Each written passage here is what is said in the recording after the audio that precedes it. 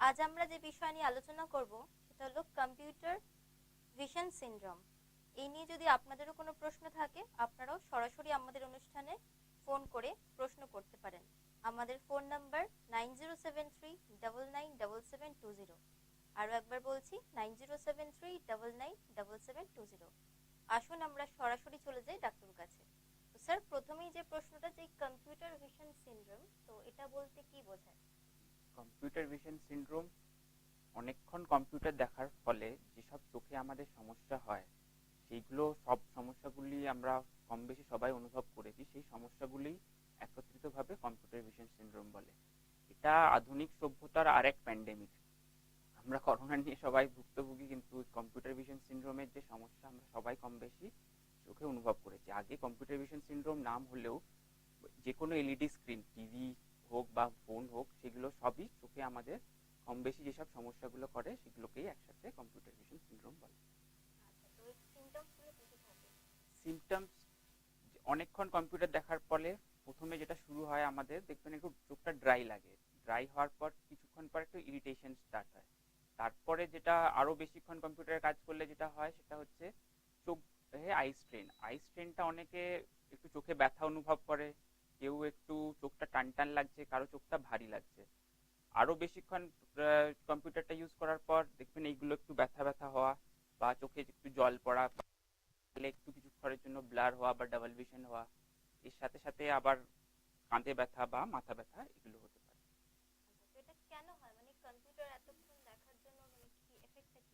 Basically যেটা হয় সেটা হচ্ছে যে দেখুন আমরা যখন কম্পিউটারে একটানা অনেকক্ষণ ধরে চোখটা খুলে রাখছি, তো চোখটা খোলা থাকছে, তো চোখটা খোলা থাকার জন্য যে চোখের যে জলটা আছে ওটা ইভাপোরেশন বা বাষ্পীভবন হয়ে যাচ্ছে।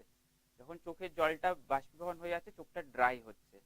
তো চোখটা ড্রাই হওয়ার জন্যই চোখটা কিন্তু ওই ভারী লাগা বা ইরিটেশন হচ্ছে, চোখের যে জলের কোয়ালিটি সেটা তখন খারাপ হয়ে যাচ্ছে। এক দুই হচ্ছে, দেখুন আমরা যদি 10 মিনিটও হাত তুলে রাখি হাতে ব্যথা হয়, ঠিক তেমনি যদি একটানা কনস্ট্যান্ট একটা কম্পিউটারের দিকে যখন চোখ তাকানো হচ্ছে তখন একটা অ্যাকোমোডেশন স্প্যাজম হয় বা চোখের যে মাসেল আছে সেগুলো ফ্যাটিক হয়ে যায়। আর 3 নম্বর কারণ হচ্ছে, যেখানে আমরা কাজ করছি কাজের স্টেশনের কিছু প্রবলেম থাকতে পারে। ধরুন প্রপার লাইটিং নেই, বা কম্পিউটারটা যেখানে রাখা আছে সেই জায়গাটা হয়তো অ্যাডিকুয়েট ডিস্টেন্স নয়, বা সারাউন্ডিং ধরুন সাথে তারও এক্সট্রা কাজ আছে সেইগুলো, বা এর সাথে সাথে অ্যাগ্রাভেটেড চোখের কোনো কন্ডিশন থাকলে সেগুলোকে অ্যাগ্রাভেট করতে পারে চোখের কোনো সমস্যা, বা তার এক্সট্রা ধরুন কোনো সিস্টেমিক প্রবলেম বা মেন্টাল, যেদিন দেখবেন হয়তো আমাদের কাজের প্রেশার বেশি হয় সেদিন এই সমস্যাগুলো বেশি অ্যাগ্রাভেট হয়।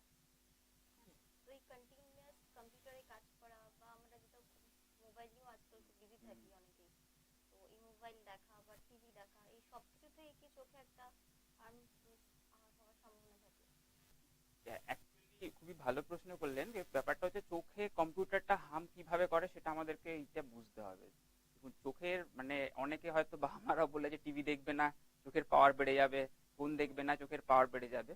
অ্যাকচুয়ালি ব্যাপারটা কিন্তু একটু অন্যরকম।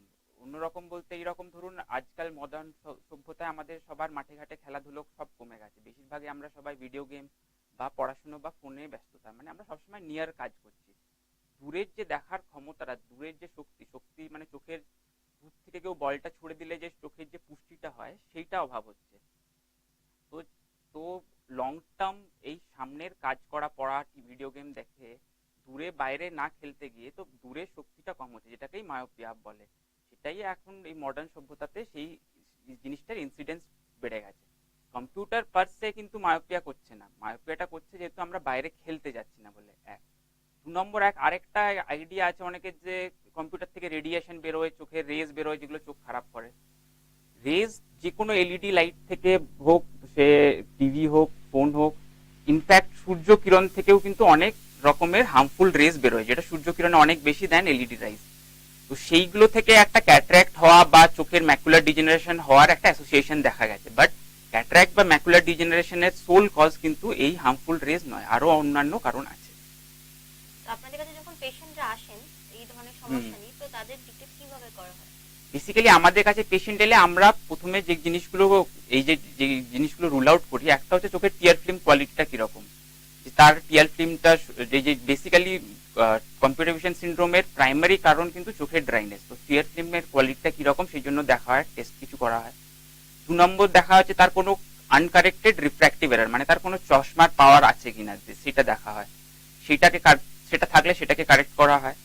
3 নম্বর দেখা হয় যে মাসেল ব্যালেন্স গুলো কিরকম আছে, তার কোনো ল্যাটেন্ট ফোরিয়া আছে কিনা, তার অ্যাকোমোডেশনের কিরকম ক্ষমতা, তার ভার্জেন্স মুভমেন্ট বা তার কনভার্জেন্স, মানে দেখতে গেলে যে মুভমেন্টস গুলো হয় সেগুলো আমরা বেসিক্যালি রুল আউট করি। এই তিনটেই মেইনলি আমরা রুল আউট করার চেষ্টা করি, যে ওগুলো থাকলে জিনিসটা অ্যাগ্রাভেট করবে। যাদের এগুলো নর্মাল থাকে বাকি তাদেরকেও আমরা, বাকিটা তো মডার্ন সভ্যতার সমস্যা, সেগুলোকে আমরা তখন সেভাবে ট্রিট করার কথা বলি দিতে হবে। আপনি অলরেডি বললেন যে কিছু টেস্ট করা হয়, তো কি কি ধরনের টেস্ট করা হয়? চোখের টিয়ার ফিল্মের জন্য একটা চোখের ধরুন প্রথম কথা হচ্ছে একটা চোখের জলের একটা লেক থাকে, মানে টিয়ার ফিল্মের লেকের হাইট কত হয় সেটা জেনারেলি একটা 1 mm একটা হাইট থাকে নর্মাল। সেকেন্ডলি একটা টিয়ার ফিল্ম ব্রেকআপ টাইম, টিবিইউটি টেস্ট করা হয়, যে আমরা যখন চোখের জল থাকে সেটা জেনারেলি 10 থেকে 12 সেকেন্ডে সেটা ব্রেকআপ হয়, সেটা একটা টেস্ট করা হয়। থার্ড টেস্ট করা হয় যে তার ব্লিঙ্ক রেট কত, চোখের তার ব্লিঙ্ক যে আমরা নর্মালি করি একটা 1 মিনিটে 12 মতো ব্লিঙ্ক রেট থাকে, ব্লিঙ্ক রেট দেখা হয়। এটাই চোখের মানে টিয়ার ফিল্মের টেস্ট হলো। আর কারেকশনের জন্য পাওয়ারের টেস্টের জন্য যেরকম রুটিন রিফ্র্যাকশন চশমার টেস্ট করা হয় সেটা টেস্ট করা হয়। আর মাসেল ব্যালেন্সের জন্য আমরা একটু অর্থোপটিক টেস্ট, মানে তার কোনো আনকারেক্টেড মাসেল ইমব্যালেন্স আছে কিনা সেগুলোর জন্য ওই কভার আনকভার টেস্ট করা হয়। আর অ্যাকোমোডেশন স্প্যাজমের জন্য অ্যাকোমোডেশনের কিছু টেস্ট আছে, সেগুলো অর্থোপটিক টেস্ট করা হয়।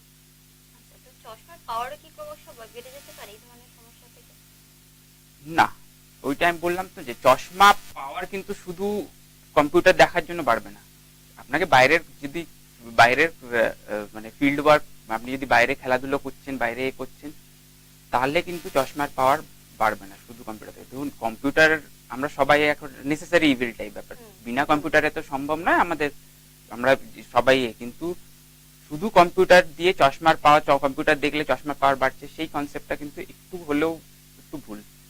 হ্যাঁ, বা যার দেখুন একটু দূরের দৃষ্টি কম আছে, যার মায়োপিয়া আছে, যার দূরের দৃষ্টি, যার যে চশমা লাগায়, সে যদি বেশিক্ষণ ধরে শুধু সারাক্ষণ ধরে কম্পিউটারে কাজ করে, বাইরে খেলাধুলো না করে, তার পাওয়ার বাড়তে পারে। কিন্তু ইন জেনারেল শুধু কম্পিউটার দেখে পাওয়ার বাড়বে সেই মিসকনসেপ্টটাও ভুল হয় না। কাদের ক্ষেত্রে এই ধরনের সমস্যা হওয়ার সম্ভাবনা সবথেকে বেশি থাকে?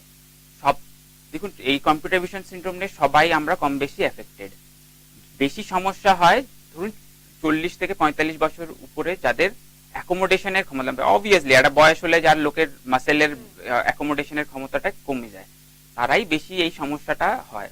প্লাস ধরুন যাদের ড্রাই আই এর আছে, ফিমেলসরা একটু 45 এর পর ফিমেলসদের ড্রাই আই হওয়ার চান্সেস বেশি হয়।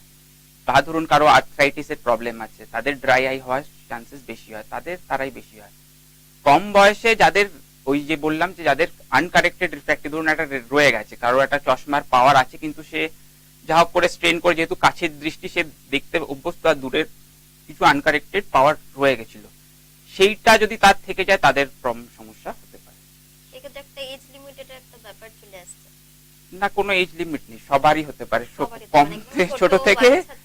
হ্যাঁ, এখন অনলাইন ক্লাসেসে ছোট বাচ্চাদেরও হচ্ছে, সবারই হচ্ছে এখন, কেউই এই রোগেতে। মানে কম্পিউটার আর মোবাইল এটা তো একদম নিত্য প্রয়োজনীয় জিনিস আমাদের। তো এর ট্রিটমেন্টটা তাহলে কি হবে? Treatment basically lifestyle modification. ধরুন ওই যে বললাম প্রথমে আমাদের কাছে এলে আমরা যে ওই যে টিয়ার ফিল্ম বা যা ধরুন আনকারেক্টেড রিফ্র্যাক্টিভ এরার, যার মাসেল ইমব্যালেন্স আছে, সেগুলো তো একটা অর্গানিক জিনিস, তাদেরকে আমরা ট্রিটমেন্ট করবো, সেগুলো তো চোখের একটা হয়ে গেল।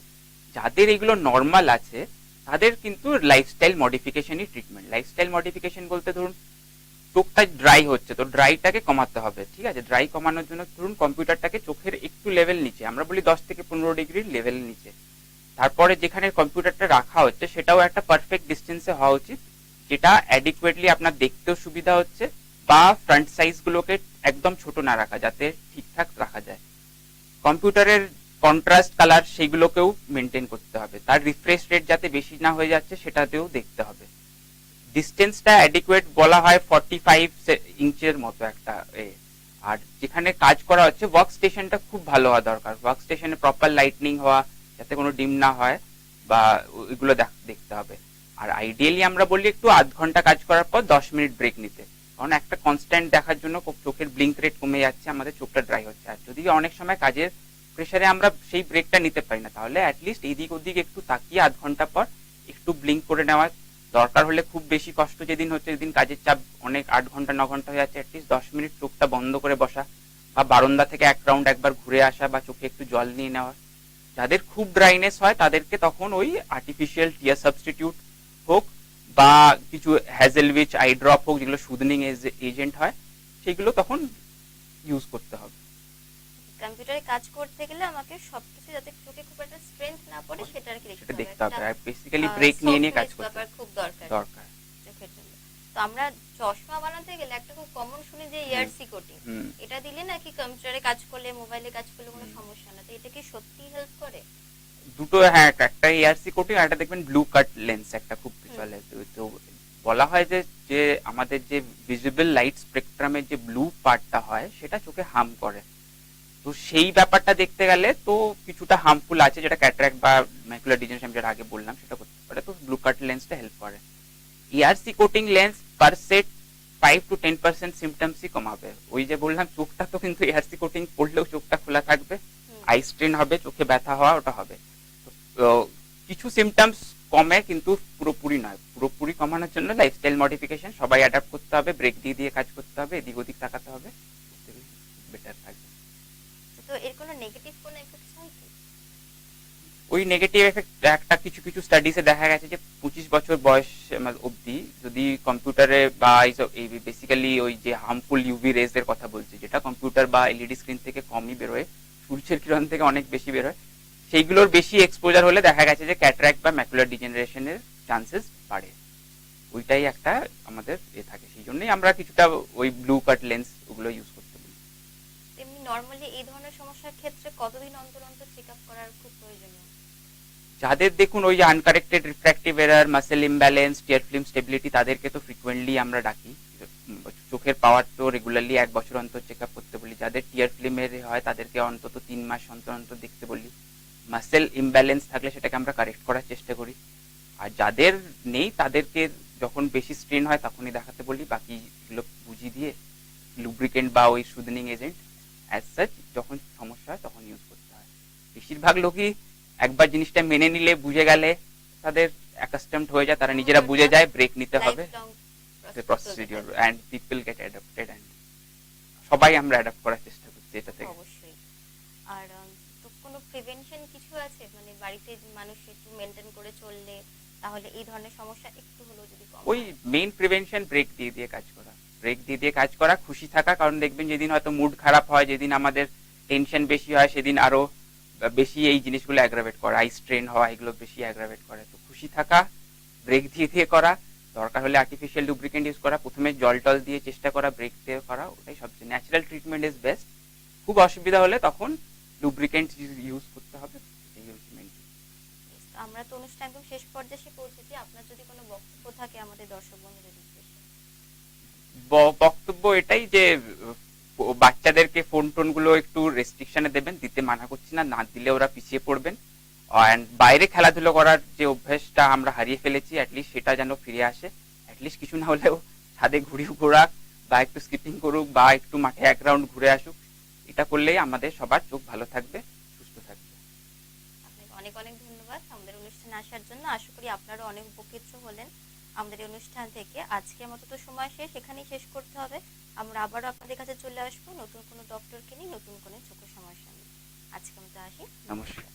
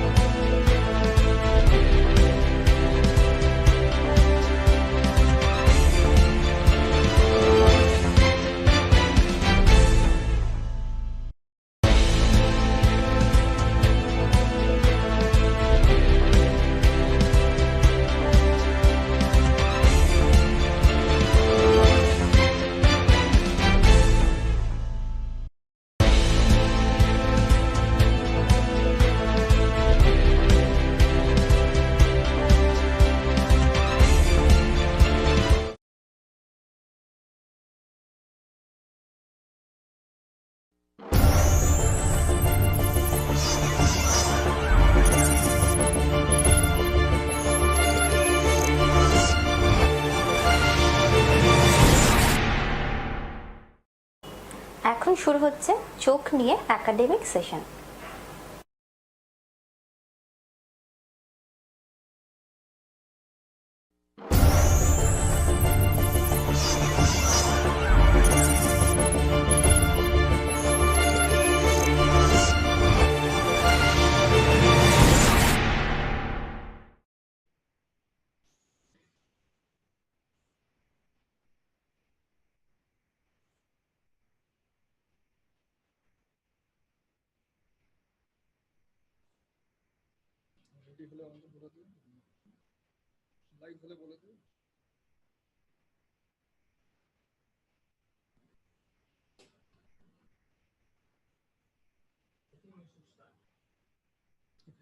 Go back to the first slide. Good evening, ladies and gentlemen. I hope you can hear me clearly. If there are any audio issues, we'll try to solve it right now. Dr. Madhukar, आप मुझे सुन पा रहे हैं? Yes, sir. Okay, मैं शुरू हो जाता हूँ फिर. Okay, so today we are basically going to talk about the functional anatomy of the eye, eyelids, and if you look at what functions that the eyelid performs, it's basically protection of the eye from both physical trauma as well as from the amount of light that enters the eye. So you can actually squeeze your eyelids and reduce the amount of light that is entering your eye. And over a period of time, you will find that people who work in the outdoors, they develop wrinkles here at the corner of the eyes, which are known as crow's feet. That's because of constantly keeping the eye squeezed. Okay. It's also important to keep the eye surface moist.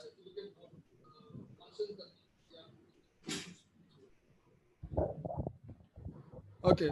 And apart from that, it's important contribution is in the distribution of the tear film. Okay, which helps to keep the surface moist, and it also works as a pump for the tear drainage. And I'll be using a lot of images from books written by Dr. Jonathan Dutton, by Jeff Nerad, and from Adler's Physiology of the Eye and Wolf's Anatomy. This is an actress from yesteryears whose eyes simply explain why the eye is such an important medium of expression.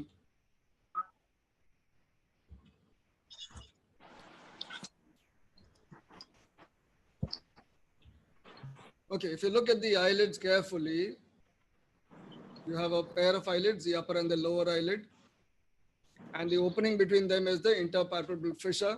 The eyelids, this interpalpebral fissure measures about 30 millimeters across. Okay, and the opening is about 10 to 12 millimeters. And if you look carefully, the medial part of the eyelid, the last 1/6 of it has no hair once you cross the puncta. Okay, and that is the portion of the eyelid which is not in contact with the globe, and that area is known as the lacus lacrimalis, or the tear lake. The rest of the eyelids are very intimately in contact with the surface of the eyeball. If you look at the high point of the upper lid, it's usually at the outer border of the pupil, but in the lower lid, it's somewhere in the middle or slightly on the medial side. Okay. When it comes to the size of the eyelids, it's the upper eyelid which is larger and the lower eyelid is smaller, and the upper eyelid also is capable of greater excursion.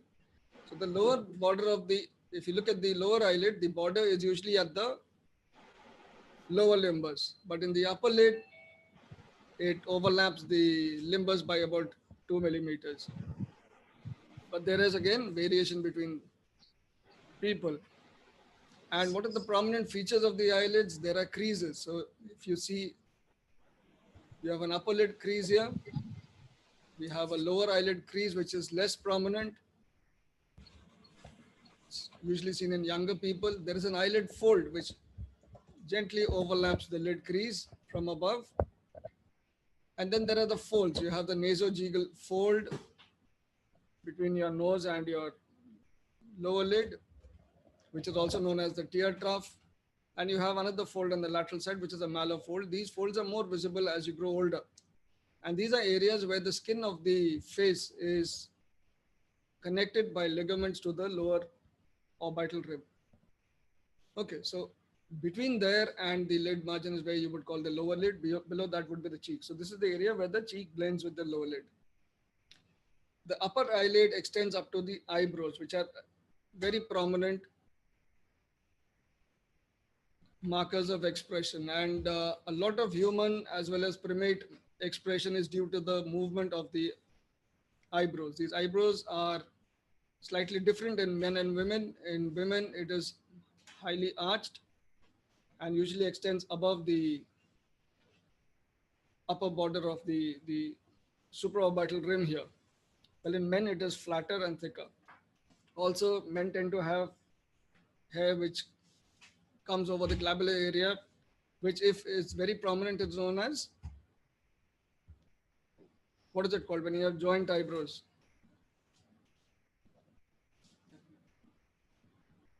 Nuances. No freeze side. Hmm? Side no freeze. Sign of phrase, right? And if you look at this, these two folds where the skin is attached to the lower orbital rim is where edema would stop, where a hematoma would stop. So if you have a black eye, you would see that it's prominent in this area, which is the demarcation between the eyelid and the facial skin. So that is where the blood would stop. Okay. Let's go a little beyond. So if you look at the cross section of the eyelid, I have put up two pictures. One is a 3D picture and one is a histological picture, basically to explain the different layers that you see. And we are not going to ask questions, but if you start from anterior, you would have the skin first, followed by a thin layer of subcutaneous tissue, which is loose areolar tissue. You do not have subcutaneous fat in the eyelid. Okay. Followed by this striated muscle, which is the orbicularis oculi.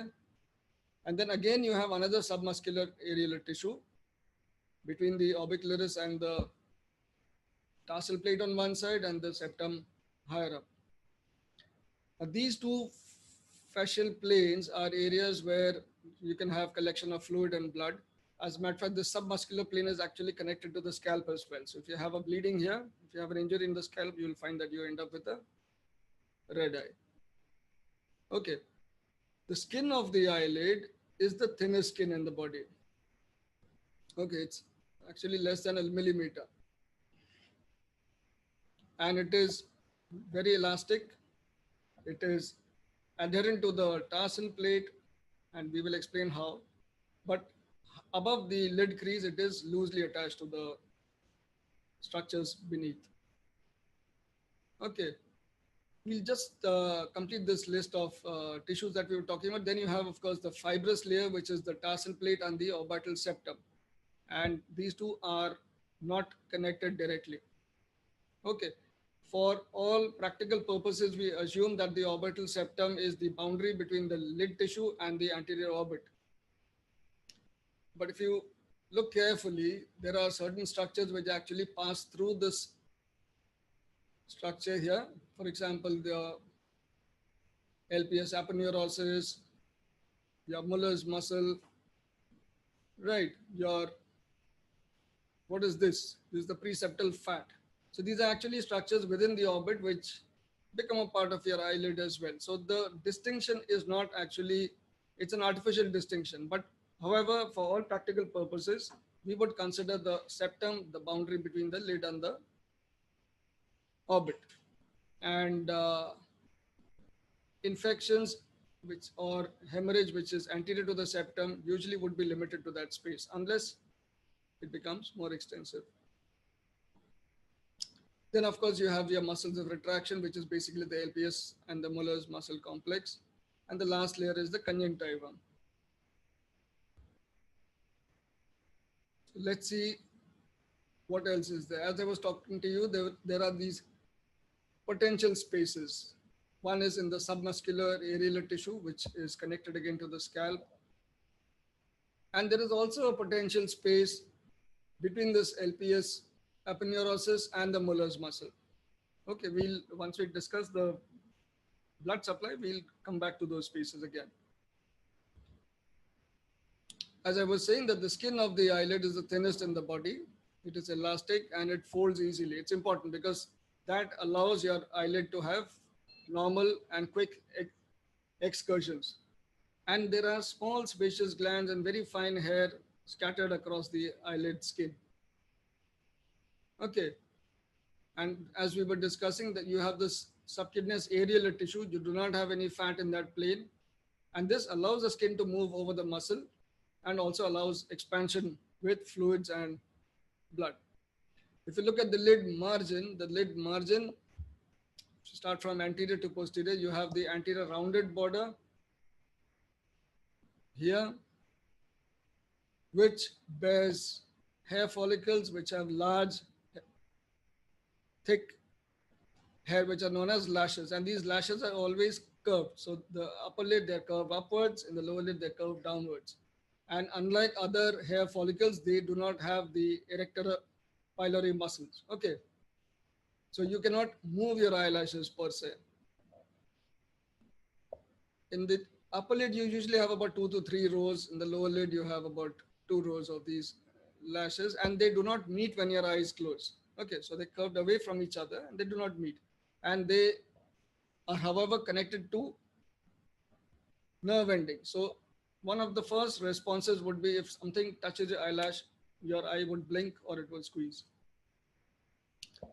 After this layer, this boundary, you would come next to the, sorry.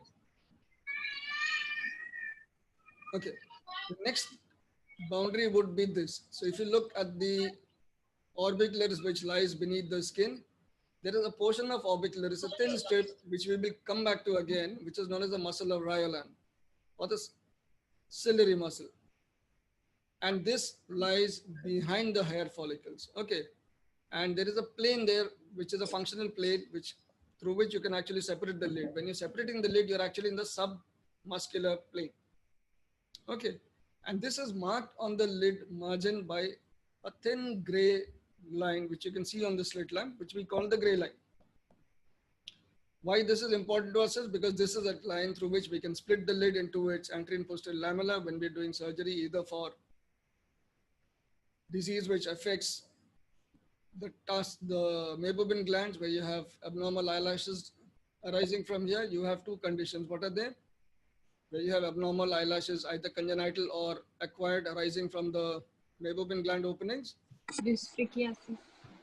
One is dystichiasis, which is a congenital condition, and then you have another condition because of disease where you have lashes arising from here. Metaplastic lashes. Yeah.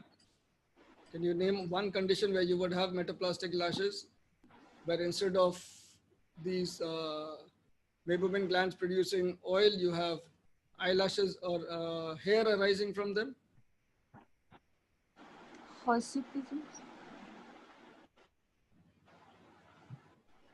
Yeah, something which is an inflammatory condition, affects the entire skin of the body and the eyelids.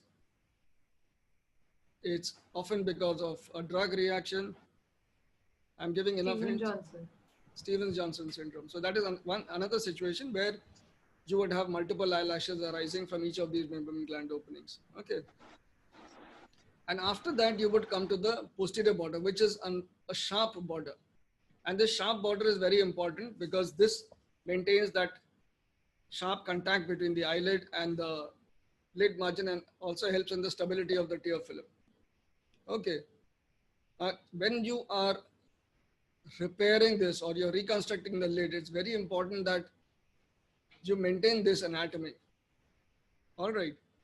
And when you repair the lid, for example, you always first repair the tarsal plate. You align the openings of the meibomian glands together so that the posterior border remains intact. That is one line you do not want to disturb. Okay. Let's come to the next layer after the skin and the anterior subcutaneous areolar tissue. That is the orbicularis muscle, the muscle for eye closure. And the orbicularis muscle is basically What is it called? Orbicularis oculi. That's because it's a round muscle which surrounds the eye. Okay, it's a flat muscle, but it's in concentric circles. That is the orientation of this muscle. And what it does is it allows the eyes to close. All right, these are straighted muscles.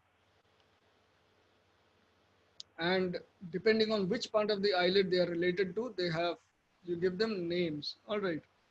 So the portion which is in front of the tarsal plate is known as the pretarsal portion of the orbicularis oculi. The part which is in front of the septum is the preseptal, and the part which is over the orbital bone is the orbital portion. And they behave differently. Okay, where do they originate from? For the pretarsal and preseptal, they arise from the medial canthal tendon. They circumambulate around the eye, and then they interdigitate at this horizontal raphe on the lateral side. Okay, which is just anterior to the lateral canthal tendon. The orbital part, however, arises from the orbital rim and a part also from the frontal process of the maxilla. Okay, and this orbital part also interdigitates with other muscles. So from above you have the frontalis muscle. You have an extension here. What is this? This is the procerus. And below this, you would find another muscle, which is the corrugator muscle. Okay. How do these muscles help? What is the role of the frontalis? What is the role of the procerus? And what is the role of the corrugator superciliary? What do they do?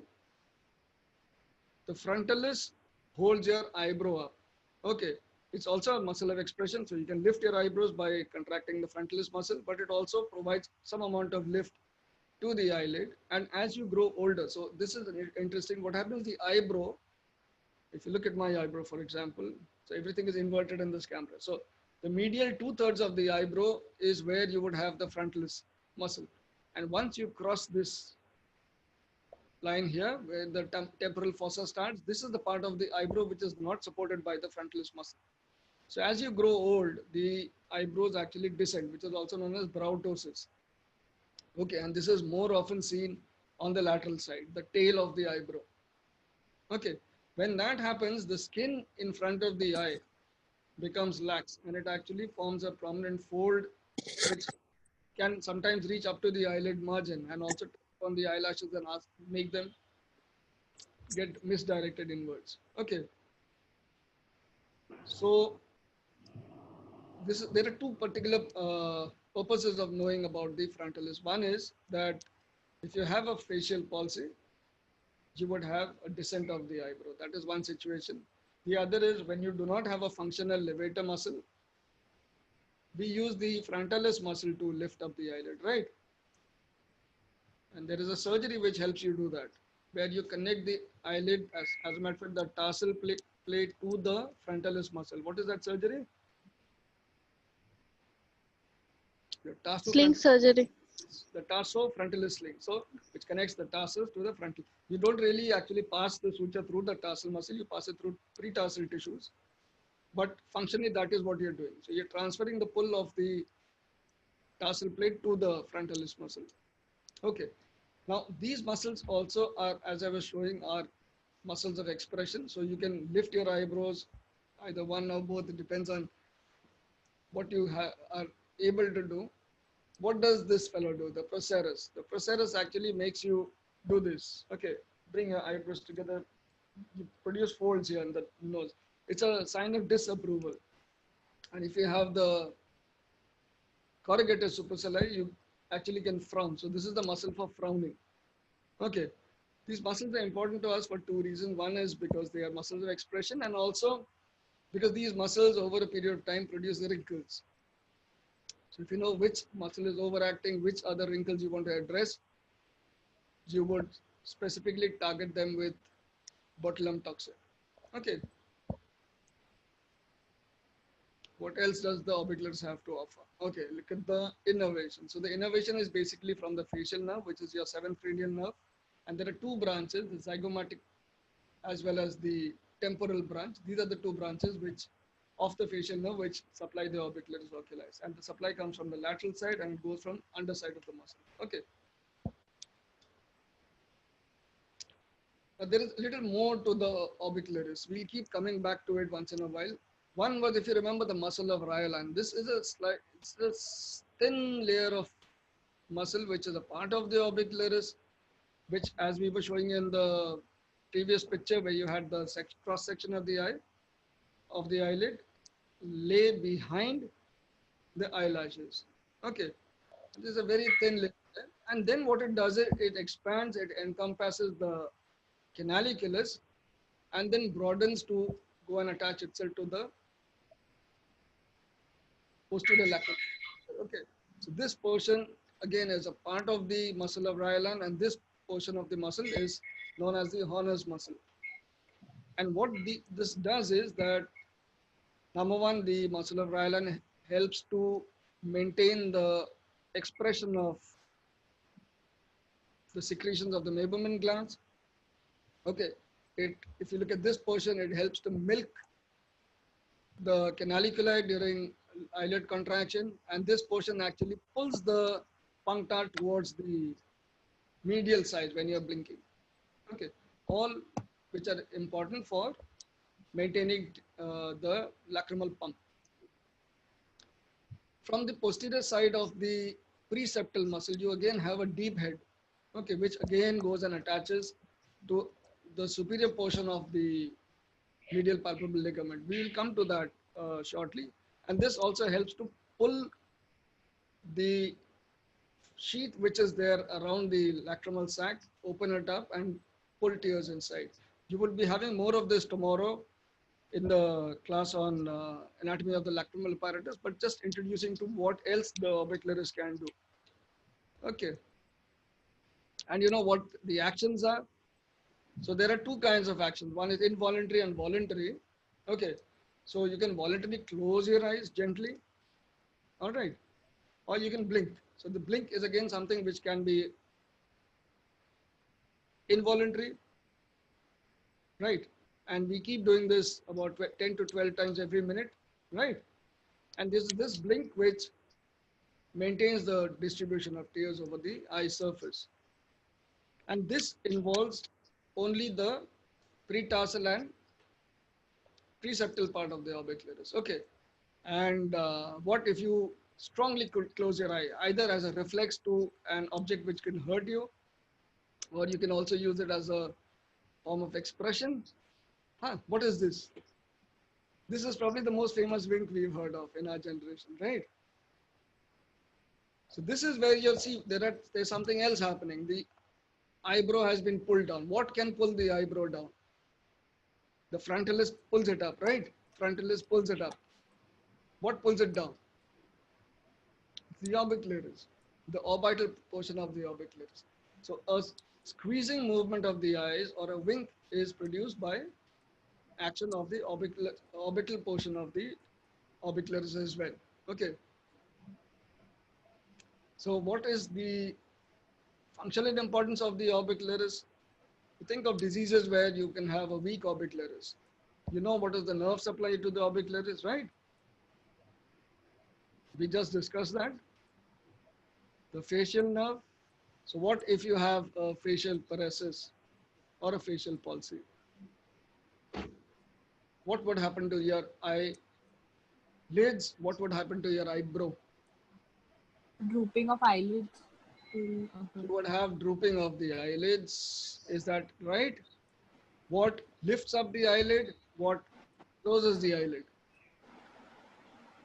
There will be inability to do. So close one eye, all of you. Give it a chance. Which muscle? We just talked about the muscle which helps to close the eye. Orbicularis. The orbicularis. If the orbicularis is paralyzed, what would happen? Your eye will not close well, right? You would have what is known as a lag of ophthalmos. Okay, and that would result in an exposure to the eye surface. So that is one. What would happen to the lower eyelid? The lower eyelid would sag down. Okay, because the normal tone of the orbicularis also keeps the lower eyelid in position. We always think of the upper lid, but don't ignore the lower lid. So the lower lid position is again because of the orbicularis tone. Okay, so that is the second problem. So the lower eyelid would actually come down. Okay, that's called a lower lid retraction. Hmm. Look at the third problem. The third problem would be the inability of the Horner's muscle, the inability of the muscle of Ryland to contract. What would that cause? Epiphora. It would cause Epiphora. Epiphora. epiphora. So that is again something you see with facial paresis, right? And in the long term, what happens is that the eyelid actually, the soft tissue of the eyelid also becomes lax. But in the acute phase, when you see them, they've only lost the muscle tone. They haven't become structurally loose. So this is the reason why you would have epiphora as well. Apart from, of course, the irritation that is there because of corneal exposure. What would happen to the eyebrow?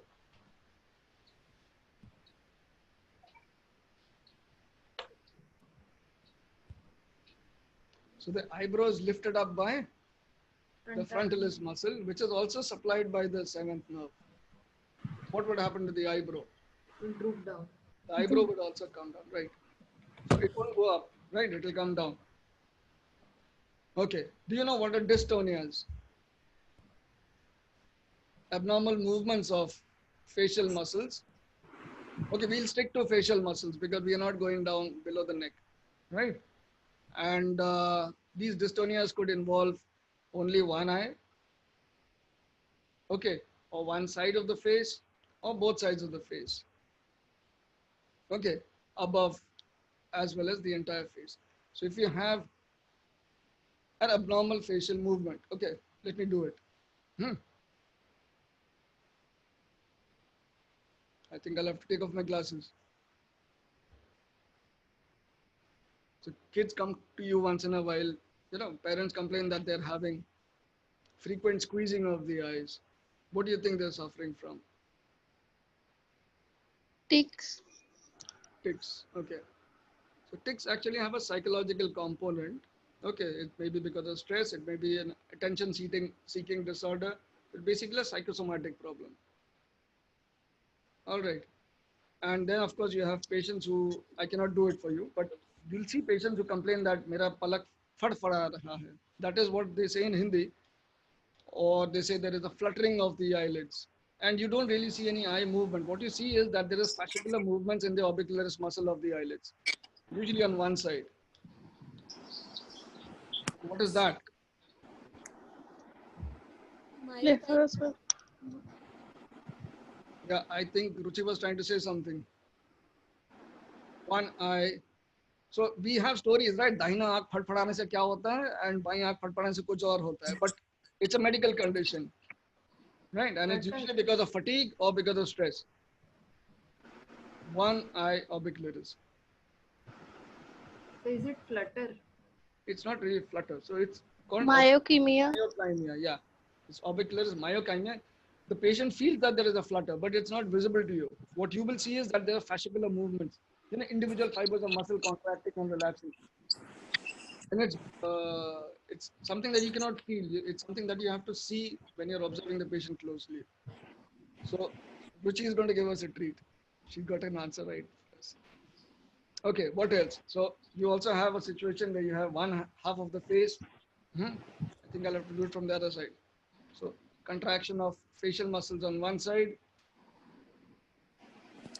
Any condition that you're aware of? The hemifacial spasm. Facial spasm, half the face, right? This is because of an irritation to the facial nerve.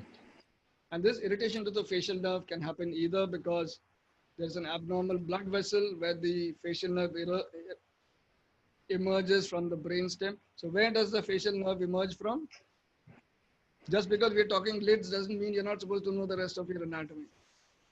So where does the facial nerve emerge from? Which part of the brainstem? Midbrain, pons, medulla? Pons. So it comes out from the junction of the pons and the medulla. Right. And where it arises from the pontomedullary junction, Okay, there is sometimes an abnormal blood vessel there. Okay, either a posterior communicating artery or an anterior communicating artery, which communicates with the basilar artery. That can sometimes irritate the facial nerve. That's the usual benign cause of a facial uh, spasm. But you can also have other conditions inside the cranium. You can have tumors in that area, which can also cause the same, which is why you need to get an MRI done for all patients who have a hemifacial spasm. Okay, to rule out that there is a tumor in the posterior fossa or in the brainstem area.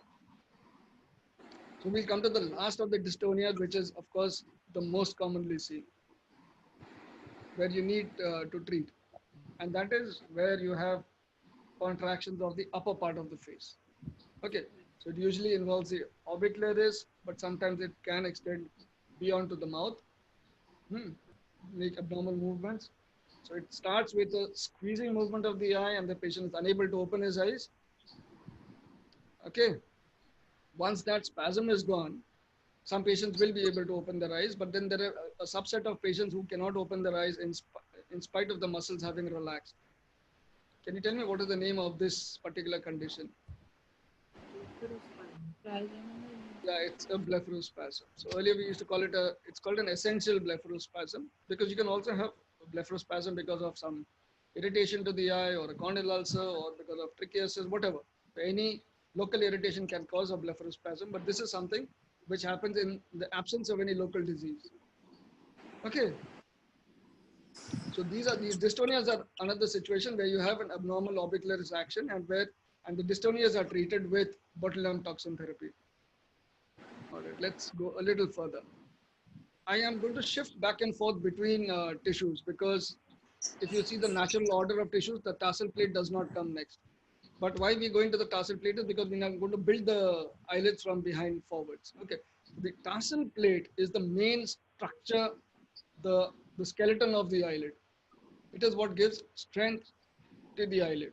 All right, and these are little pieces of cartilage that are there inside your eyelid, which also contain certain glands. Okay, does anybody have anything to say at this point in time? And the tarsal plates are suspended to the orbital bone by these two ligaments, the lateral canthal tendon and the medial canthal tendon. The lateral canthal tendon is simple. It just arises, there is an upper and lower crux which join together and then it extends to attach to what is known as the Whitnall's ligament. Yesterday you had a class on the orbital anatomy, right? So you have the Whitnall's tubercle, which is just behind the lateral orbital rim here. This is where the lateral canthal tendon is attached. And the usual length of this is about 6 to 7 from the lateral canthus here. So this is where your skin would end, your lateral commissure of canthus. And from here, this was about 6 to 7 millimeters to the orbital rim. You can feel it here. Okay, you can actually, if you can put your finger back, you can feel the Whitnall's tubercle as well. So what is the tarsal plate made out of?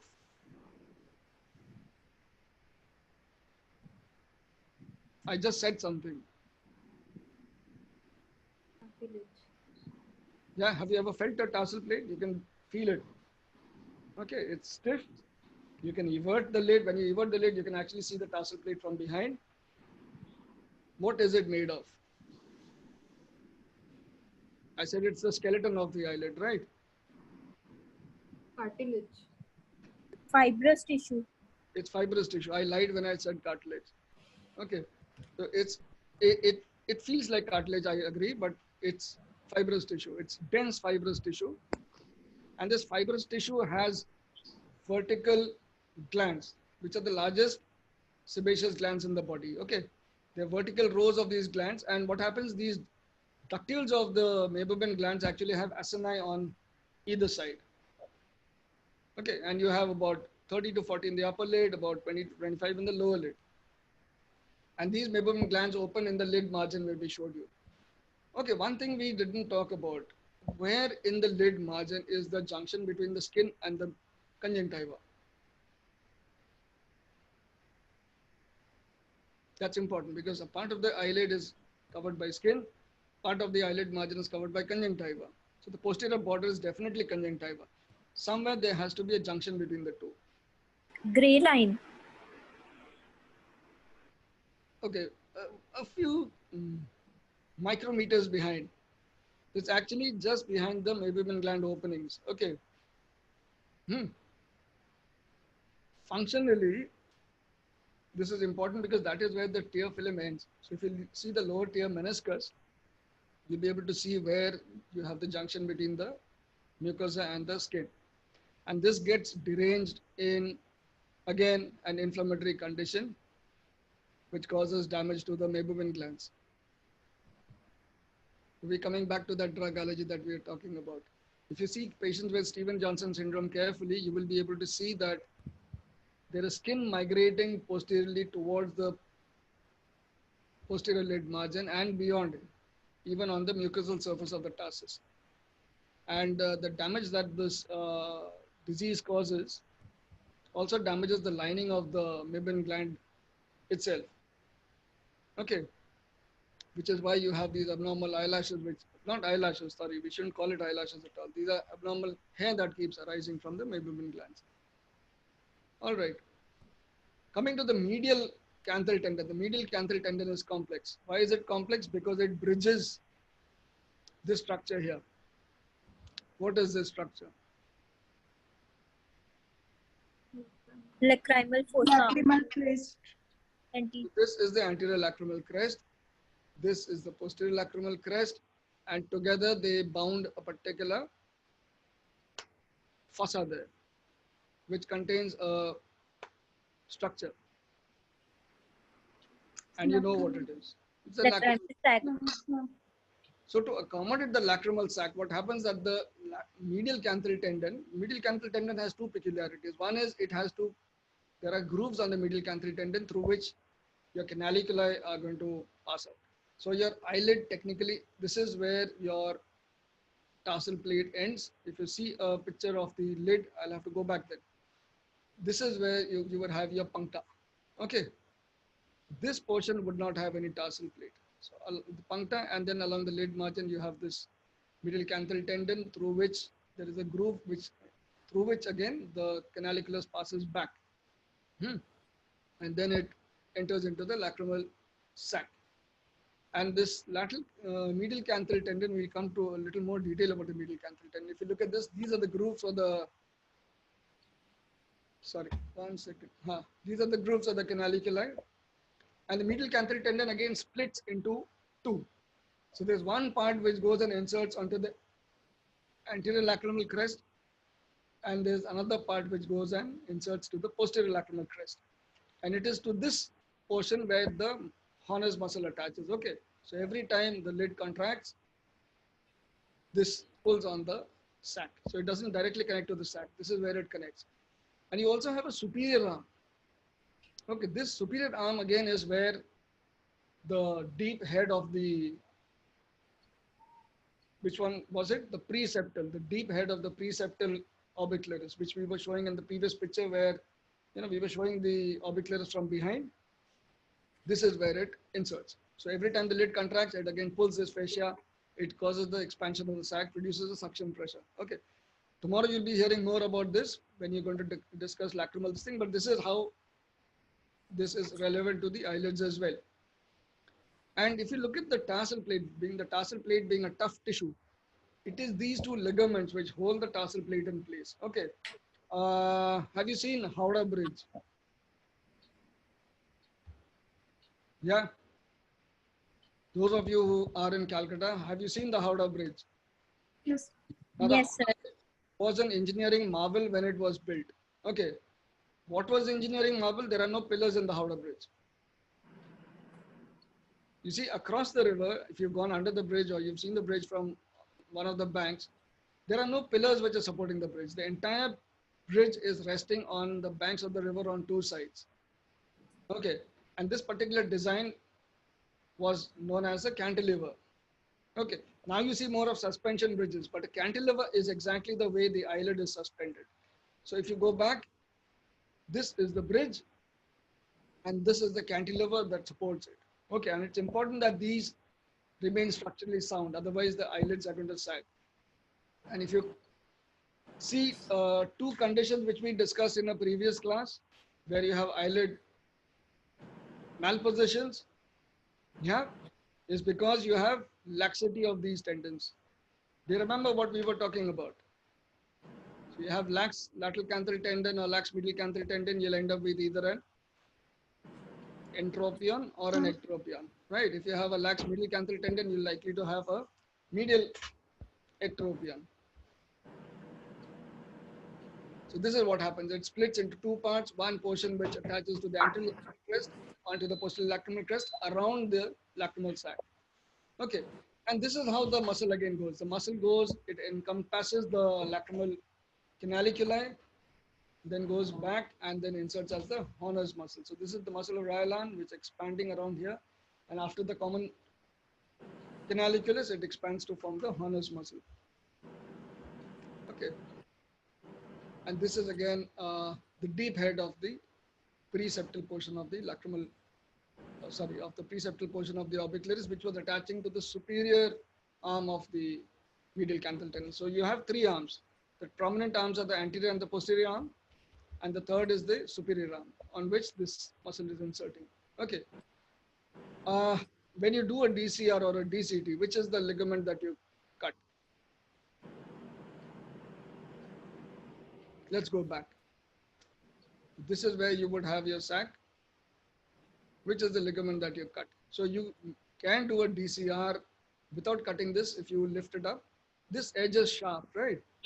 This is where the orbicularis does not insert. So the orbicularis inserts up in front of it, behind it, and on this upper border, but never in the lower border. Okay. And you can feel your lateral medial canthal tendon. If you pull your eyelids laterally, you can actually feel your medial canthal tendon. And this is what we cut, right? We give an incision over the anterior lacrimal crest. If we need to cut the medial canthal tendon, it's the anterior arm that you're cutting. You never cut the posterior arm. The posterior arm actually gives the eyelid its correct position.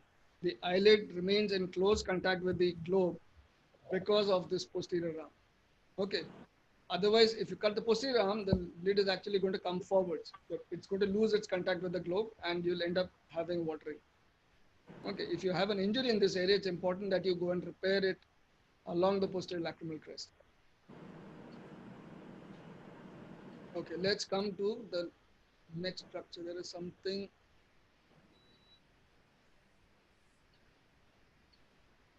Okay, I think I made a small mistake. My animation is not working. But basically, we'll come to the next structure, which is the. Let's look at this. Okay, so this is the orbital septum. Okay, the orbital septum arises from the orbital rim. Okay, in the lower part is actually anterior to the orbital rim, and it inserts along with the capsulopalpebral fascia into the lower eyelid tarsal plate. But in the upper eyelid, it does something else. I'll just try to show you. I'm sorry, my animation has gone wrong. If you look at the orbital septum, so this is your frontal bone. This is your LPS muscle here. And the orbicularis is coming from the superior orbital rim and is inserting actually onto the LPS aponeurosis. Okay. And for most people, what happens is it actually attaches to the LPS aponeurosis 2 or 3 millimeters above the upper tarsal border. Okay.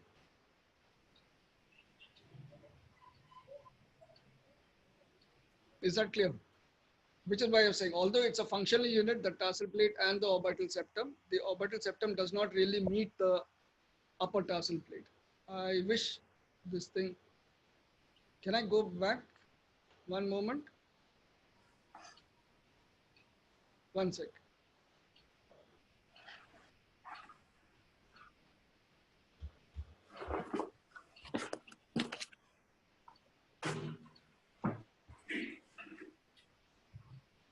Okay, sorry. What I'll do is I'll split this up. If you look at this is the orbital septum. So here it is attached to this lower border of the medial canthal tendon, where I said that the orbicularis does not attach itself to, right? And here what is happening is it's actually inserting onto the aponeurosis itself. Okay. And below this,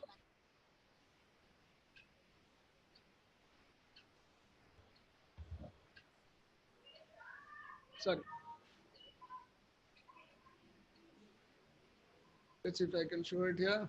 No. Can you see this?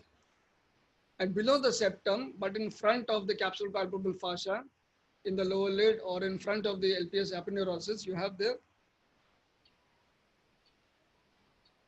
fat pads. Okay. The look at this. In the upper lid, if you look at it, there are two fat pads, one in the middle, one on the medial side. On the lateral side, you have something else. You have the lacrimal gland. Okay, and this is where you would have your trochlea, which separates these two. In the lower lid, you have three fat pads, out of which you have a medial, a middle, and a lateral one. And these two fat pads are again separated by a muscle, inferior oblique muscle, which arises from the floor of the orbit very close to the lacrimal fossa. Okay.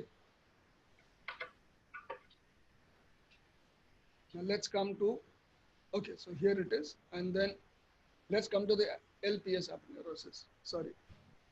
So the LPS muscle, the levator palpebralis superioris, it arises from the apex of the orbit, okay, just above the annulus of Zinn. So if you remember the annulus of Zinn from yesterday's class, is there in the apex of the orbit.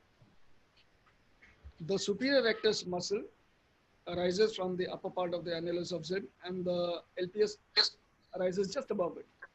And embryologically, these two muscles actually develop together.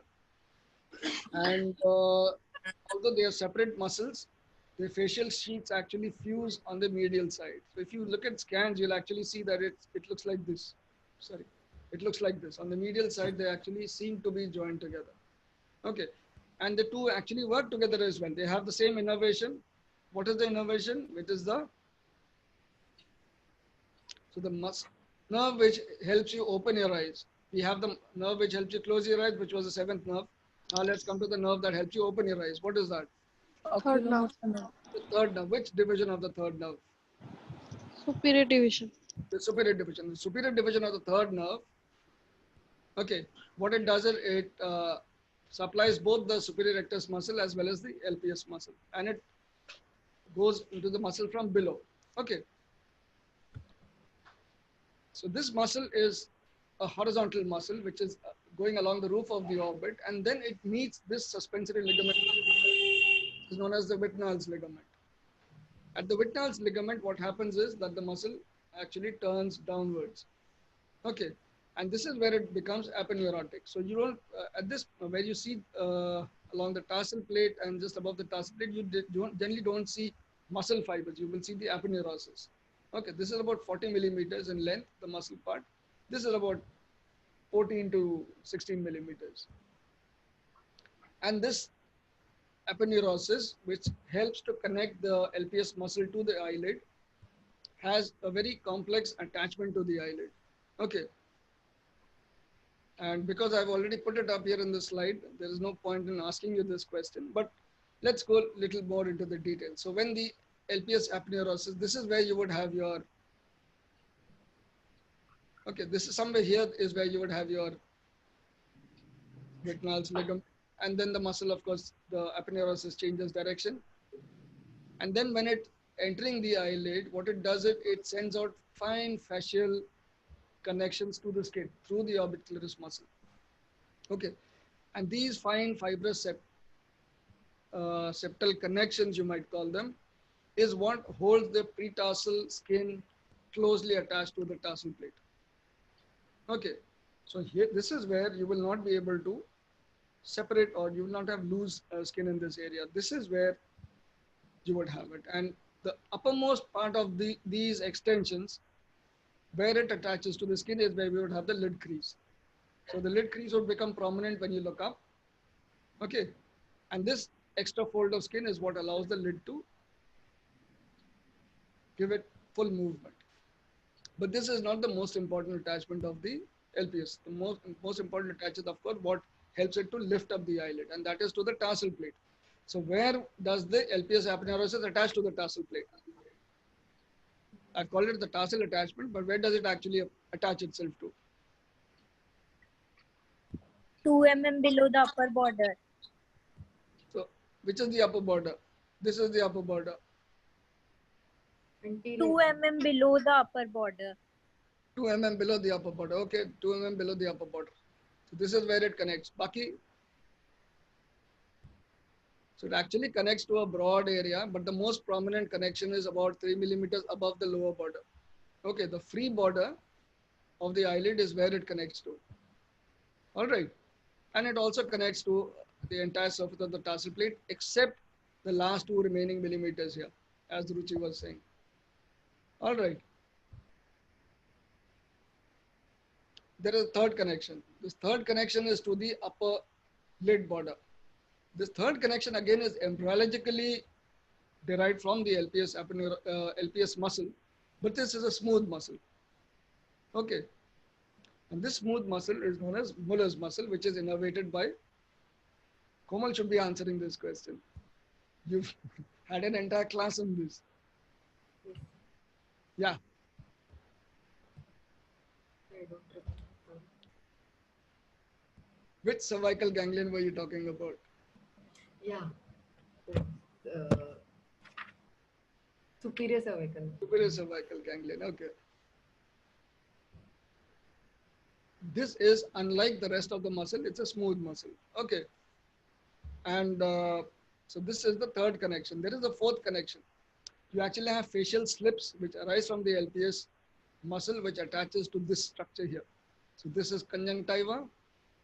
This portion of the conjunctiva where it folds over itself and attaches to the bulbar conjunctiva. This has a name. What is this called? Fornix. It's the superior fornix. So this fourth connection is to the superior fornix. Okay. Is this important at all?